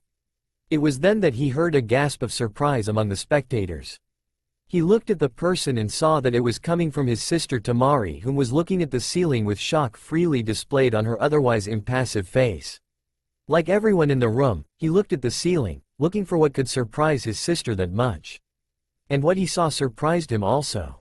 Because, standing upside down, with his feet on the ceiling, was his opponent. Having lost his jacket in the fire below, he was only wearing his sleeveless shirt that showed his muscled arms. That in fact is what shocked Tamari. Naruto's arms were very muscled. Not overly so, but enough that the muscle were clearly defined and showed how tightly packed they were. To understand the surprise, you will need to first know that because of the overuse of chakra to increase physical prowess in the ninja world, few people were that muscled. Of course they were fit, but they usually didn't work hard enough to become like that. As with the help of chakra, they could increase their strength to 3 times that of a normal muscle. So to see a ninja that fit means that he worked very hard physically. Thus would have a better increase in strength than the other ninja. Guy also looked shocked at what he saw, if the surprise displayed on his face was anything to go by. So that is why despite the training Lee did, he couldn't match him physically. He must be training more than I give him credit for, to have gotten that kind of body. Naruto was looking at Kankuro a little peeved by the turn of the event. He just had to destroy my jacket. And it was my favorite one, damn. He looked at his opponent that had lost his smirk after discovering that he escaped the blast without a scratch other than the loss of his jacket. This Kugetsu jutsu is very interesting. I'm not sure that this Suna Nin realized the possibilities of this jutsu yet. To be able to create a communication link is nothing short of marvelous. I wonder what would happen if I were to use this on a real person. A gleam suddenly appeared in his eyes that would have frightened even Orochimaru if he knew what the gleam meant. After all, he always had that look whenever he was about to test a new idea, whether it was reckless or not. Knowing that he needed to be close to his target, for his test to work, he observed the surrounding arena for just a moment before he looked back at Kankuro, then he acted. Everyone was looking at Naruto rooted on the ceiling when he suddenly disappeared, leaving a dented ceiling behind. Kankuro looked everywhere for his opponent, panicking more and more, when the latter appeared a few meters to Kankuro's left, before disappearing again. Then the same happened to Kankuro's right, and a few other places around him. Then Naruto finally appeared behind him in a punching position. Futon. Repusho. A gust of wind was expelled from his hand in Kankuro's direction. The latter seeing this did the only thing he could with his limited options. He Kawarimi-ed to safety by using a chunk of earth the size of a log. But when he appeared, he was greeted with a violent explosion that tore through his body. Thanks to his reflex and his relative mastery over Kawarimi, he was able to use it again to escape the explosion. Not completely, but enough to leave him still able to fight. Unfortunately, the same thing happened at his new position, and like before, he used the same jutsu to escape. After the fifth explosion, he was grievously wounded with blood leaking from his arms and forehead. Unfortunately, where he appeared, Naruto was there and quickly used his surprise to take hold of his right arm, before giving a palm strike to the wrist, then the elbow and finally the shoulder. Each time, breaking the articulation, rendering the arm useless and Kankuro screaming in agony at the quick and precise destruction of his right arm. It happened so fast that few saw all the strikes, before they saw Kankuro kneeling on the ground holding his broken arm, clearly in pain. While Naruto appeared about 10 meters behind him, the genins, not having understood what happened, looked at their sensei for an explanation. Asuma, who for once didn't have a cigarette in his mouth, was quick to oblige. Some of you must not have seen this, but while Naruto seemed to have disappeared from the room, he was in fact placing several explosive seals under each chunk of earth that could be used for Kawarimi. He knew that with Kankuro's puppet destroyed, the latter wouldn't be able to do anything other than use this jutsu to escape, so he planned for the whole thing until Kankuro appeared at the last chunk of earth, where he then proceeded to break his whole right arm. He finished and wasn't surprised to see shocked faces from the genins. Even Shikamaru seemed shocked by that. He was looking at Naruto with curiosity and apprehension. He devised such strategy in this short amount of time and was able to apply it perfectly. He even planned for the different actions that his opponent could take. Now I understand the difference between me and him. A shudder ran through his spine as he thought of the conclusion he came to. Unlike me, who need some time to design my strategy, he is able to make them on the spot, and even take into account several scenarios at the same time. This boy, he is dangerous. Naruto looked at the downed form of Kankuro and shaped his chakra mentally, to use the chakra threads like before. Instead of several threads, only one was formed this time and went toward Kankuro before connecting with the closest tenketsu from Kankuro's brain, thus establishing a link between Kankuro and Naruto's mind. But he didn't take into account the fact that the link allowed communication in both directions. So it was not surprising that a rush of images and information came to Naruto and Kankuro's mind, shocking them both. This information was in fact the memories of Kankuro in Naruto case, and Naruto's memories in Kankuro case. Thanks to the fact that Naruto connected the thread to a tenketsu close to Kankuro's brain, he was able to get complete details of everything that Kankuro knew about. But it wasn't the same for the latter, as the connection in Naruto was established on hand. Kankuro was only able to see a glimpse of what Naruto saw and did since he was born, of course only what the target remembered. The spectators were surprised to see the two opponents put one knee on the ground in Naruto case, and two knees when it comes to Kankuro. Their eyes were blank as if they weren't focused on anything and had lost consciousness. Murmurs were heard all around as they were asking themselves what was going on and were waiting anxiously for what would happen next. Naruto was in a strange world as everything around him was white, except in front of him, where he was seeing the life of his opponent in great details. He saw the way Kankuro grew up. He saw how he begins training in Kugutsu very earlier in his career. He saw the interaction between the members of the Case family. Thanks to this, he learned everything about Suna and information that wouldn't have been easily gained by a spy.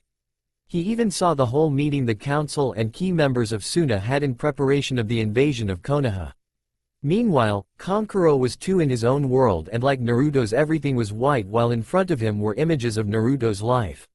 He saw Naruto in a strange compound surrounded with a wide plain that couldn't exist in Konoha. He saw Naruto training in a strange room where holographic images were displayed. He saw Naruto learning about his hidden bloodline, the Bunsakigen or analytical eye. He saw Naruto learning his second bloodline, the Namikaze bloodline, allowing him to use Kekai Jutsu. He saw Naruto meeting with someone with bandages covering his eye and arm. He then saw just how Naruto learned to use puppetry by using his analytical eye to thoroughly analyze and replicate the technique. Then the image stopped and he came back to the real world, slowly regaining consciousness. The first thing he noticed was that Naruto was still unconscious, and then he looked at himself and saw his state. This isn't good. If what I saw are really his memories, then there is only one thing that I can do now. Because let's face it, there is no way he will let me survive with the information I got from those flashes of memories. The onlookers were stunned to see Kankuro regain control of his body. Look, Kankuro woke up, Sakura said while pointing at the sand nen. Kakashi, who had long stopped reading his book, looked at this with narrowed eyes. I wonder what happened. Baki was looking at Kankuro with fear in his eyes. He, like the other sand nens, were observing the fight since the beginning and knew that Kankuro wouldn't win this fight. Not only does this Namikaze hasn't shown anything other than excellent taijutsu and good use of strategy, but also Kankuro has lost his puppet. And like most of our puppeteer, he is no good without his puppet. He looked at his student to see Tamari clenching her fist around the rail in obvious panic. He couldn't blame her though, as the situation was quickly deteriorating. He knew that the only reason Kankuro hadn't given up yet was because he was trying to find something that could be used against the Namikaze. But it isn't working at all. It was at that moment that he saw Kankuro turn around and look at them. He was shocked to see a look he hadn't yet seen in his eyes. A look of resignation. It took him a moment to understand why the look, as he saw Kankuro use a coded signal directed at them. Seeing the code, he widened his eyes in fright as he decoded it in less than a second, as the signal was something that was instilled into any high-ranked ninjas, and was among the highest priority in the orders one could receive. He wasn't surprised to hear a gasp of shock coming from Tamari and to see even Gaara uncross his arms and look cautiously at his brother. After all, Kankuro just gave them the order to retrieve whatever information he gained and would give them at all cost. Even at the cost of his own life. That's all for now. If you want to see next part, then please like this video and subscribe my channel. Thank you.